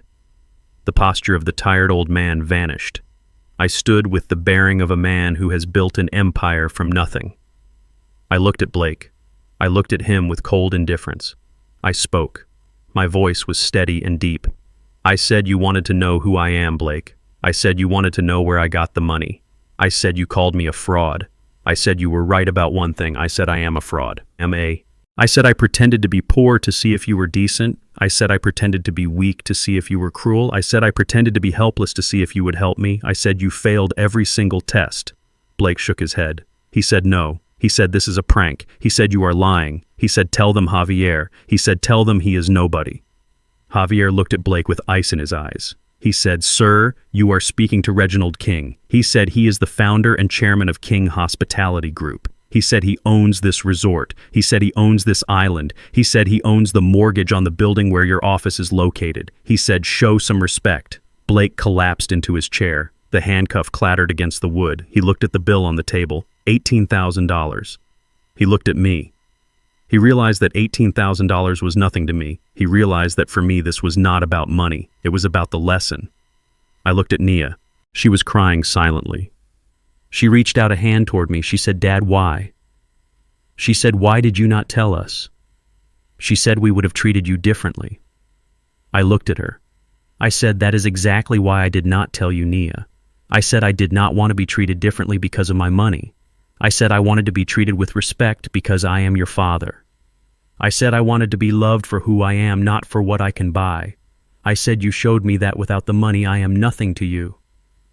The room was still silent. The guests at the other tables were watching with fascination. They knew they were witnessing a massacre. Javier waited. He stood at attention. He asked again. He said, "Mr. Chairman, do you have any instructions?" I looked at the table. I looked at the half-eaten lobster. I looked at the spilled cognac. I looked at the people who had feasted on my generosity and spat in my face. I felt no pity. I felt no hesitation. I looked at the police sergeant. I said, "Officer, you can remove the handcuffs." I said I do not want this man arrested for theft of services. Blake looked up with hope. He thought I was saving him. He thought I was going to pay the bill and let him go. He thought he had survived. I continued. I said, "I do not want him arrested because that would be too easy. I said I want him to experience the consequences of his actions as a free man. I said I want him to walk out of here and face the world he created." I turned to Javier. I spoke with the authority that comes from 40 years of hard work. I said the food was excellent, Javier. I said the service was impeccable. I said, but the atmosphere is polluted. I said I cannot enjoy my resort while it is infested with parasites. I pointed at Blake. I pointed at Preston and Georgette. I pointed at Naya. I said my instruction is simple. I said clean this trash out of my restaurant. I said remove them from my property immediately. I said revoke their access. I said put them on the street. Javier nodded. He signaled to his security team. 4 large men in black suits stepped forward. They did not smile. They moved toward the table. Blake stood up. He shouted no. He shouted, "You cannot do this." He shouted, "I am family." I turned my back on him. I sat down. I picked up my glass of water. I took a sip. I said I have no family here. I said I only see guests who have overstayed their welcome. The security guards grabbed them. They did not be gentle. They pulled Preston out of his chair. They took Georgette by the arm. They guided Blake and Naya toward the exit. The guests watched them go. They watched the arrogant people who had marched in like kings being dragged out like criminals. I watched the elevator doors close on their screaming faces. The silence returned to the room. The air felt cleaner. I looked at Javier. I said, "Thank you, Javier." I said, "Now bring me the wine list." I said, "I have something to celebrate." The security guards held them near the elevators. Blake was limp in their grip. Naya was sobbing into her hands. Preston and Georgette looked like statues of misery. I could have let them go then. I could have let them disappear into the night with their shame. But I am a man who believes in being thorough. When you clean a house, you do not leave dust in the corners. You sweep until the floor shines, and there was still a lot of dust left to clear. I signaled to the head of security. I raised one finger. He understood. He He stopped his men. He turned Blake and Nia around to face me one last time. They looked broken. They looked defeated. But they still did not understand the full scope of their reality. They thought this was just about a dinner bill. They thought this was just about a secret fortune. They did not know that their entire existence was a house of cards that I had built and that I was about to blow down. I walked over to Nia. I stood close enough to smell the expensive perfume she bought with my money. I looked at her tear-stained face. I saw the confusion in her eyes. She still believed in the myth of her husband. She still believed that despite his card being declined, he was a successful man who had just hit a rough patch. She needed to see the rot. I spoke softly. I said, Nia, look at me. I said, stop crying and listen, because this is the last time I will explain the math of your life. I said, you look at your husband and you see a provider. You see the man who bought you the house in the gated community. You see the man who leases the Mercedes in the driveway. You see the man who takes you to 5-star dinners. I said, you are blind, Nia. She shook her head. She whispered that Blake works hard. She said he has a high salary. She said they have savings. I laughed. It was not a happy sound. It was the sound of a judge reading a sentence. I said Blake has not paid for a significant expense in 10 years. I said his salary barely covers the interest on his gambling debts. I said the house, the cars, the clothes, and the vacations were all paid for by a silent partner. Nia frowned. She asked what I meant. She asked who. I pointed to my chest. I said me. I said 10 years ago when you finished your residency, I set up a blind trust. I wanted you to have security. I wanted you to have a safety net so you could practice medicine without fear. I deposited $12,000 into that account every single month for a decade. I channeled it through a shell company so you would think it was a residual return on an investment or a tax rebate. I gave you $1.5 million, Nia. Her eyes went wide. She stopped breathing for a second. She looked at Blake. Blake looked at the floor. He knew. He had suspected for years that the money came from somewhere, but he never asked questions because he liked spending it too much. I continued. I said I watched you spend it. I watched you buy designer bags while I took the bus. I watched you redecorate your living room 3 times while I sat on a sofa from the thrift store. I did not say a word because I wanted you to be happy. But you were not happy, Nia. You became arrogant. You became cruel. I reached into my pocket and pulled out my phone. I showed her a photo of the metal credit card Blake had tried to use at the front desk, the one Sarah had cut up. I said, do you recognize this card? I said you gave it to Blake to pay for this trip. You told him to put the deposit on it. I said, that is not a bank card, Nia. That is a supplementary card on my personal American Express Centurion account. I gave it to you 5 years ago for medical emergencies. I told you to keep it safe. I told you it was for life or death. I stepped closer.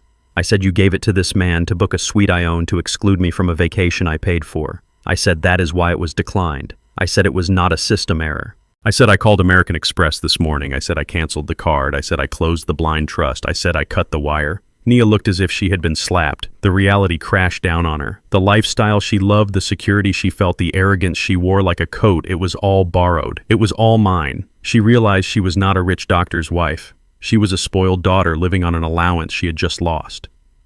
I turned my attention to Blake. He was trembling. He was not trembling from anger anymore. He was trembling from fear. He knew what was coming next. He remembered our conversation by the pool. He remembered my warning about Monday morning. I looked him up and down. I looked at his rented tuxedo. I looked at his fake watch. I said, and you, Blake, I said the big director of marketing. I said the man who is indispensable. He tried to speak. He tried to say something defiant. He squeaked. He said, leave me alone. I shook my head. I said, I cannot do that, Blake. I said, because we are colleagues now. Or rather, we were colleagues for about 8 hours. He looked confused. He asked what I was talking about. I said, remember the acquisition rumors. I said, remember the due diligence report I was reading by the pool. I said, you told me I was reading tabloids. I said I was reading the purchase agreement. I stepped into his personal space. I said, at 8 o'clock this morning, King Hospitality Group formally acquired Zenith Marketing. I said I bought your company, Blake. I said I own the desk you sit at. I own the computer you use to browse betting sites. I own the coffee machine you stand around while you brag about deals you never closed. Blake went pale. He looked like a man who was watching an oncoming train. I said I spent the afternoon reviewing the personnel files. I said I looked at the expense accounts. I said I saw the client dinners that never happened. I said I saw the flights to Las Vegas booked as business development. I said I saw the invoices for consulting fees paid to companies that do not exist. I lowered my voice. I wanted him to hear the steel in my tone. I said that is embezzlement, Blake. I said that is grand larceny. I said corporate theft is a serious crime. He started to cry. He did not sob like Nia. He wept like a coward. He said no.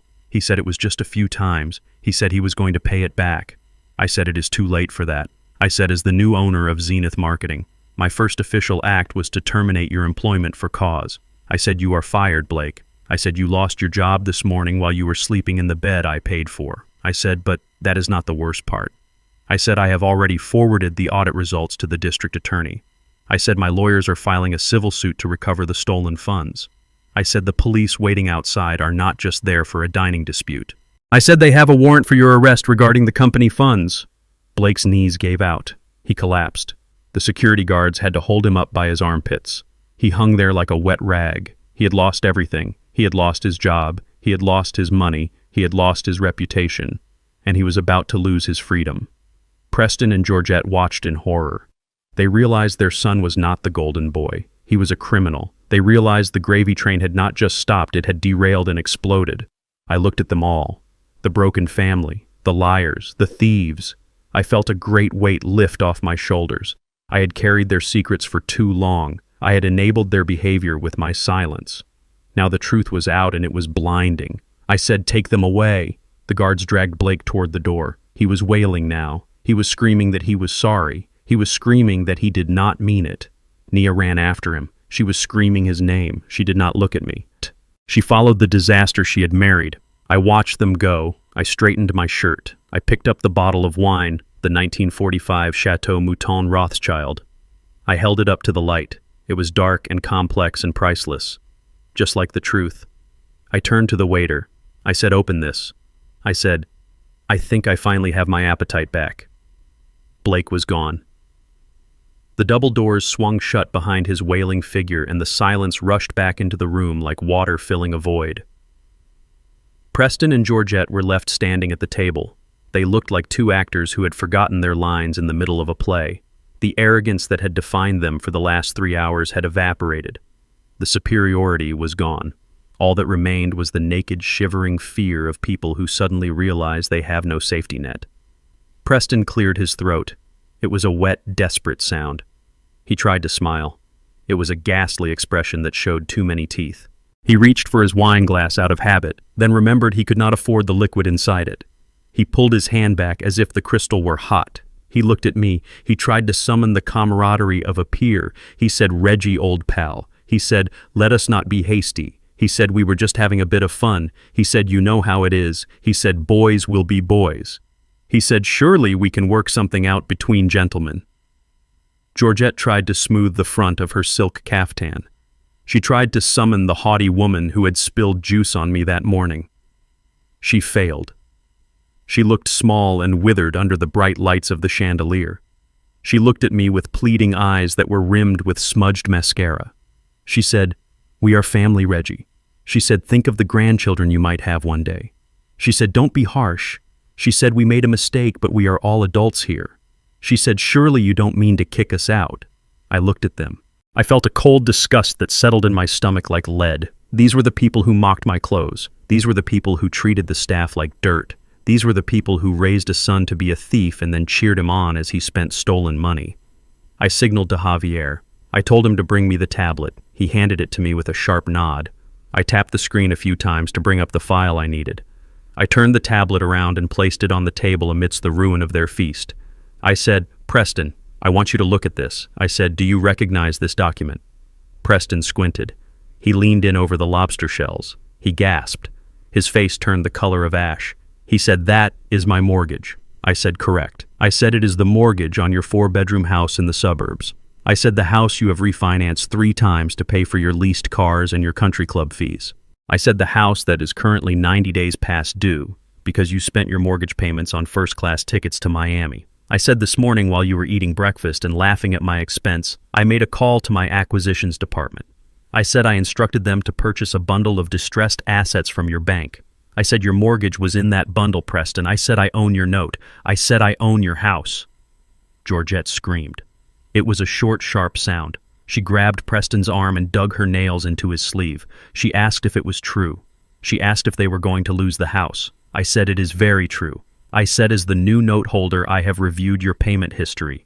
I said it is abysmal. I said usually I would offer a restructuring plan to a struggling family. I said I would offer a grace period. I stood up. I walked around the table. I stood right in front of them. I loomed over them. I said, but I only offer grace to people who deserve it. I said you do not deserve grace. I said you deserve reality. I said here is the deal. I said the bill for this dinner is $18,400. I said I am adding that to your outstanding principal effective immediately. I said I am calling the loan due. I said you have 30 days to pay the full balance of $460,000 plus the dinner bill plus the legal fees. I said if the money is not in my account by the first of the month, I will initiate foreclosure proceedings. I said I will evict you. I said I will put your furniture on the curb. I said I will sell the house to recover my losses, and I will sue you for the deficiency.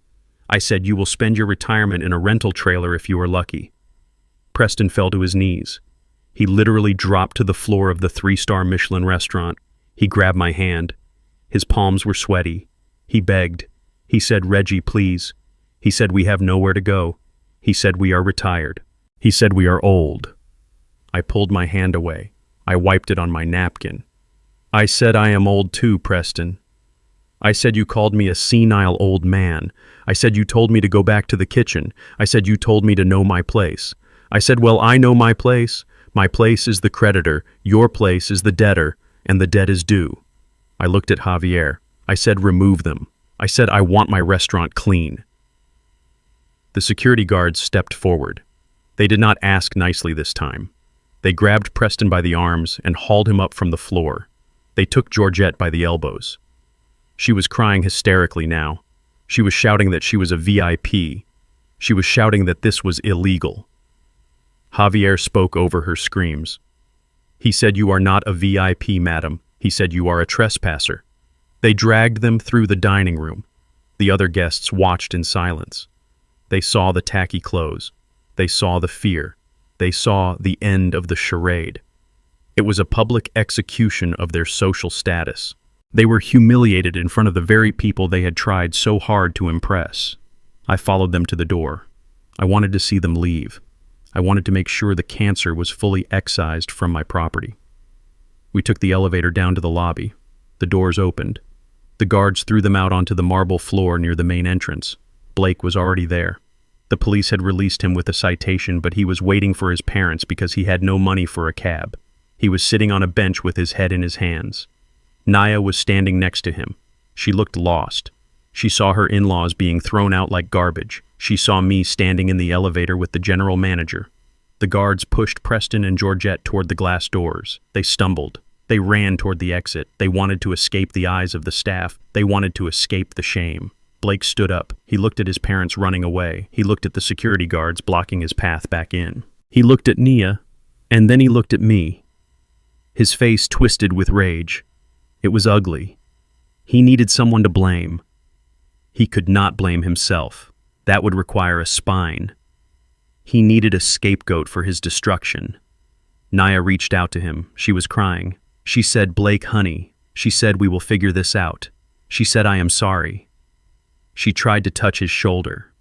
Blake slapped her hand away. He did not just push it. He struck her. He shoved her hard in the chest. Nia stumbled back in her high heels. She fell onto the hard floor of the lobby. She looked up at him in shock. She had never seen him violent. She had only seen him weak. Blake screamed at her. His voice echoed off the high ceilings. He screamed, "It is your fault." He pointed a shaking finger at me standing in the elevator. He screamed, "It is your crazy father's fault." He screamed, "You ruined my life." He said, "I married you for the lifestyle." He said, "I married you because you were supposed to be my ticket." He said, "You are worthless without his money." He said, "You are nothing but an anchor around my neck." He spat on the floor near her. He said, "I am done." He turned and ran out the automatic doors. He ran into the humid Miami night to face a future that included prison bars and poverty. He left his wife on the floor. Nia sat there. She watched him go. She did not chase him this time. She looked at the empty space where her husband used to be. Then she looked at me. She saw the man she had betrayed standing tall and untouched. She saw the father she had rejected. I did not step out of the elevator. I did not go to help her up. She needed to feel the cold marble. She needed to feel the rock bottom. She needed to understand that she had chosen a monster over her own blood.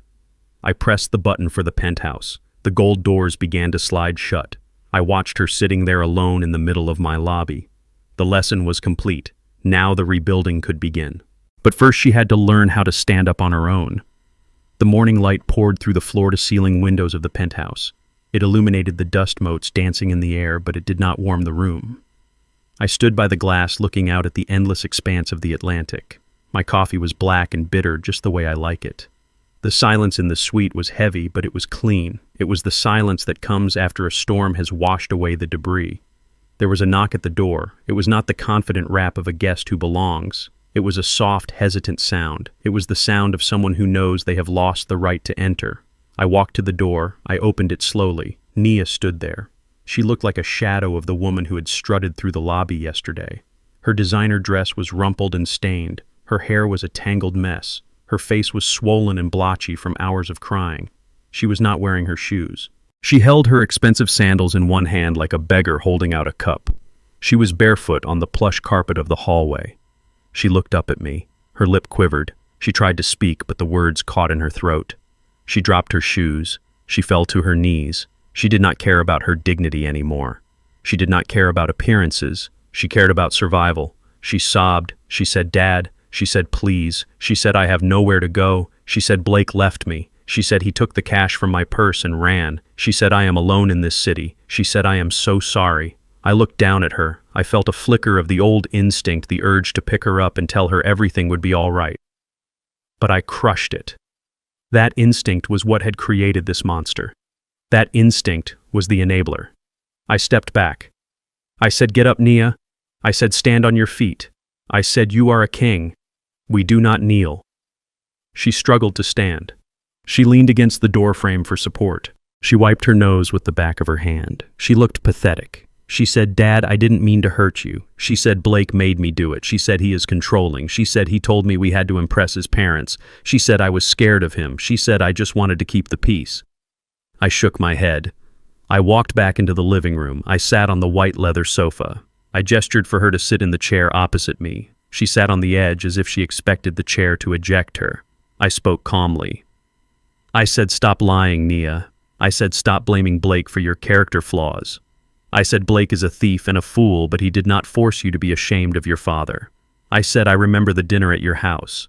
I said, "I remember you telling me I would not fit in."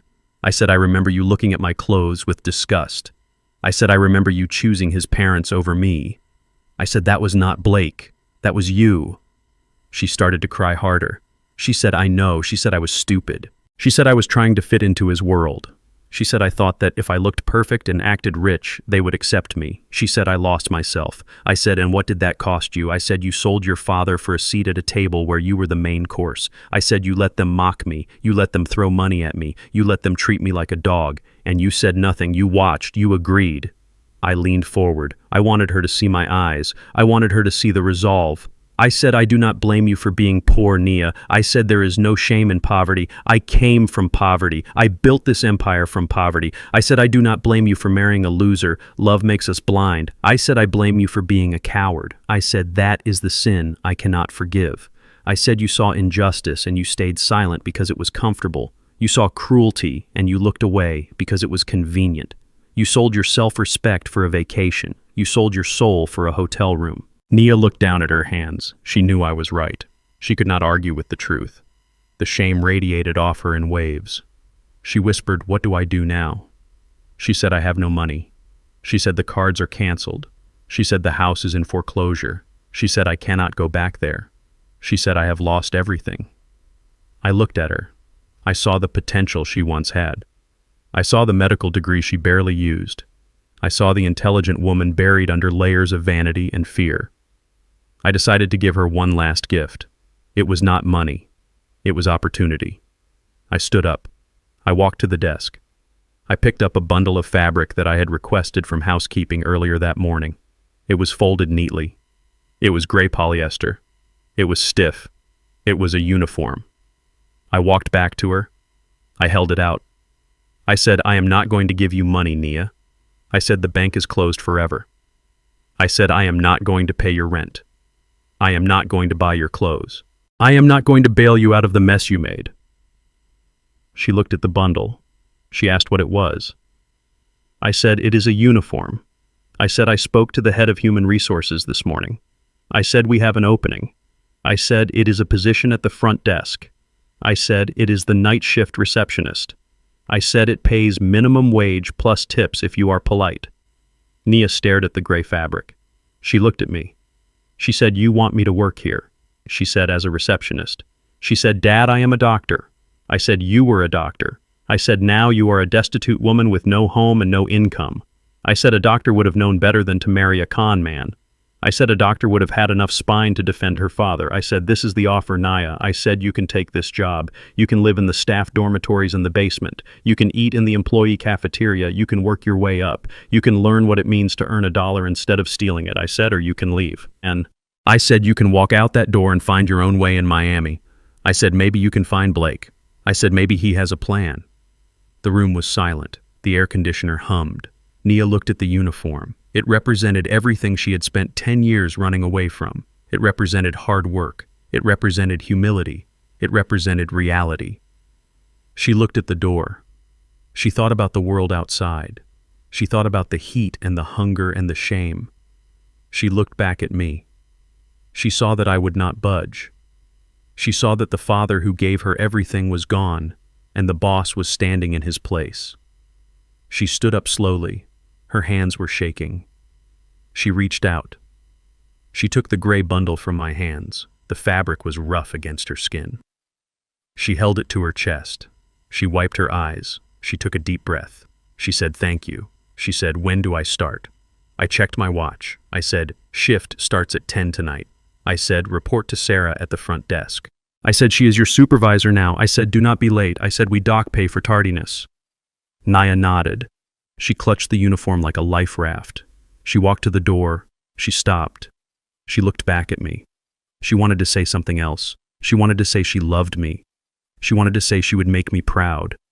I raised a hand. I said, save it, Nia. I said, show me. I said, words are cheap. I said, work is expensive. She opened the door. She walked out into the hallway. She walked toward the service elevator. She was barefoot and broken, but for the first time in her life, she was heading toward an honest day of work. I closed the door. I went back to the balcony. The sun was higher now. The day was bright. I took a sip of my coffee. It was cold, but it still tasted good. The lesson was taught. The family was broken, but the foundation was clean. Now we could see if anything worth saving could be built from the rubble. 6 months have passed since the night of the dinner. The seasons have changed in Miami, but the heat remains. It is a humid, sticky heat that clings to you. It reminds you that paradise has a price. I sit on the terrace of the penthouse suite. The sliding glass doors are open. The sound of the ocean crashing against the shore 50 floors below is a rhythmic comfort. It is the heartbeat of my empire. I pick up the newspaper from the glass table. It is folded open to the metro section. There is a small article near the bottom of page 4. It details the sentencing of a local business executive for corporate embezzlement and fraud. Blake Anderson was sentenced yesterday. The judge was not lenient. The sheer volume of the theft and the arrogance of his defense offended the court. He received 5 years in federal prison. He will serve his time in a minimum security facility in the Panhandle. He will have plenty of time to think about his marketing strategies there. He will have time to think about the Wagyu beef he ordered and the bill he could not pay. I do not feel pity for him. He dug his hole with a golden shovel. Now he has to lie in it. Preston and Georgette faced their own reckoning. The foreclosure on their house was swift. My legal team does not make mistakes. They were evicted on a rainy Tuesday. The neighbors watched from behind their curtains as the movers set the Italian leather sofas on the curb. The rain ruined the silk upholstery. It was a poetic justice. They tried to sue me for emotional distress. No lawyer would take the case once they saw the loan documents. They had no leg to stand on. They live in a trailer park now. It is located 3 counties over near a water treatment plant. I hear the smell is quite pungent in the summer.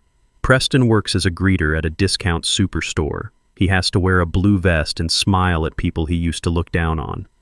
Georgette sells handmade beaded jewelry on the internet. She tells anyone who will listen that she was cheated out of her fortune by a vengeful relative. She clings to her victimhood like a lifeline. They learned the hard way that arrogance without money is just noise. They learned that when you strip away the leased cars and the country club memberships, there was nothing underneath but rot. I take a sip of my iced tea. I look down at the pool deck. I can see the staff moving like ants. They are setting up for the evening service. Among them is a figure in a gray uniform. It is Nia. She did not leave. She did not run after Blake. She showed up for her first shift at 10 o'clock that night, just as I instructed. She stood behind the front desk. She wore the polyester uniform. She checked guests in. She carried bags. She cleaned up a spill in the lobby when a child dropped a soda. She did it with tears in her eyes, but she did it. She lives in the staff dormitories in the basement. It is a small room with a twin bed and a shared bathroom. It is a far cry from the gated community. She eats in the employee cafeteria. She takes the bus to the laundromat. She is living the life I lived 40 years ago. Last week she received her first paycheck. It was for $600 after taxes. I watched her on the security feed. She held the check in her hands. She stared at it for a long time. She looked at it longer than she ever looked at the allowance I deposited in her blind trust. She did not spend it on shoes or a bag. She opened a savings account. She deposited $50. She is learning. We do not talk much yet. I am not ready to be her father again. I am her employer. When I pass her in the hallway, she stops. She stands against the wall. She nods her head. It is a nod of respect. It is a nod of acknowledgement. She knows now who holds the power. She knows that dignity is earned through sweat, not given through a credit card. She is building character one shift at a time. Perhaps one day she will be worthy of the legacy. Perhaps not. But for now, she is earning her keep. I turn my attention to the documents on the table in front of me. My lawyer brought them over this morning. They are printed on heavy bond paper. It is the charter for a new charitable organization. It is the Sarah King Foundation. I named it after my late wife, the woman who scrubbed floors so I could buy books, the woman who was accused of stealing a spoon by a woman like Georgette, the woman who never got to see the view from this penthouse. The foundation is simple. It provides full university scholarships for the children of service workers in the hospitality industry. It is for the children of the maids and the janitors and the cooks. It gives them a chance to rise without having to rely on the charity of fools. It gives them the ladder I had to build for myself. I take my gold fountain pen from my pocket. I unscrew the cap. The ink flows smoothly onto the paper. I sign my name, Reginald King. It is the most important signature of my life. It is my real legacy. The hotels will eventually crumble or be sold. The money will be spent. But this foundation will stand. It will change lives. It will ensure that no one else has to endure the humiliation I endured. I cap the pen. I place it on the table. I stand up and walk to the railing of the balcony. The wind is picking up. The sun is dipping below the horizon, painting the sky in shades of violet and gold. The lights of the resort flicker on one by one. It is a beautiful machine. It is a fortress. My family looked at me and saw a relic. They saw an old man in cheap clothes and assumed I was weak. They mistook my silence for senility. They mistook my kindness for frailty. They thought they could push me aside and take what they wanted. They were wrong. They forgot the most basic rule of nature. A lion does not need to roar to be dangerous. He just needs to bite. They thought I was a guest in their world. They did not realize I own the world they were trying to inhabit. I am not a washed-up old man. I am the landlord. I am the builder. I am the king in my castle. And a true king knows that his first duty is to protect the kingdom. He must protect it from enemies outside the gates and from traitors within the walls. I have cleaned house. The parasites are gone. The air is fresh. The ledger is balanced. I look out at the horizon. I breathe in the salt air. I feel strong. I feel alive. The vacation from reality is over. The work continues. And for the first time in a long time, I am looking forward to tomorrow. The lesson I learned is simple, but it cost me a lifetime to understand. I spent 40 years building an empire, but the most important thing I constructed was my self-respect. My family taught me a painful but necessary truth. Sometimes the people who share your blood are the ones most willing to bleed you dry. Never let anyone define your value by the clothes on your back or the silence you keep. True power is not about shouting the loudest. It is about holding the keys to the castle while everyone else is banging on the gates. Remember, respect is earned through character, not credit limits. If you have to buy your family's love, you are already bankrupt. If you enjoyed watching arrogance meet reality, hit that like button and subscribe and tell me in the comments. Have you ever had to teach a tough lesson to someone who underestimated you?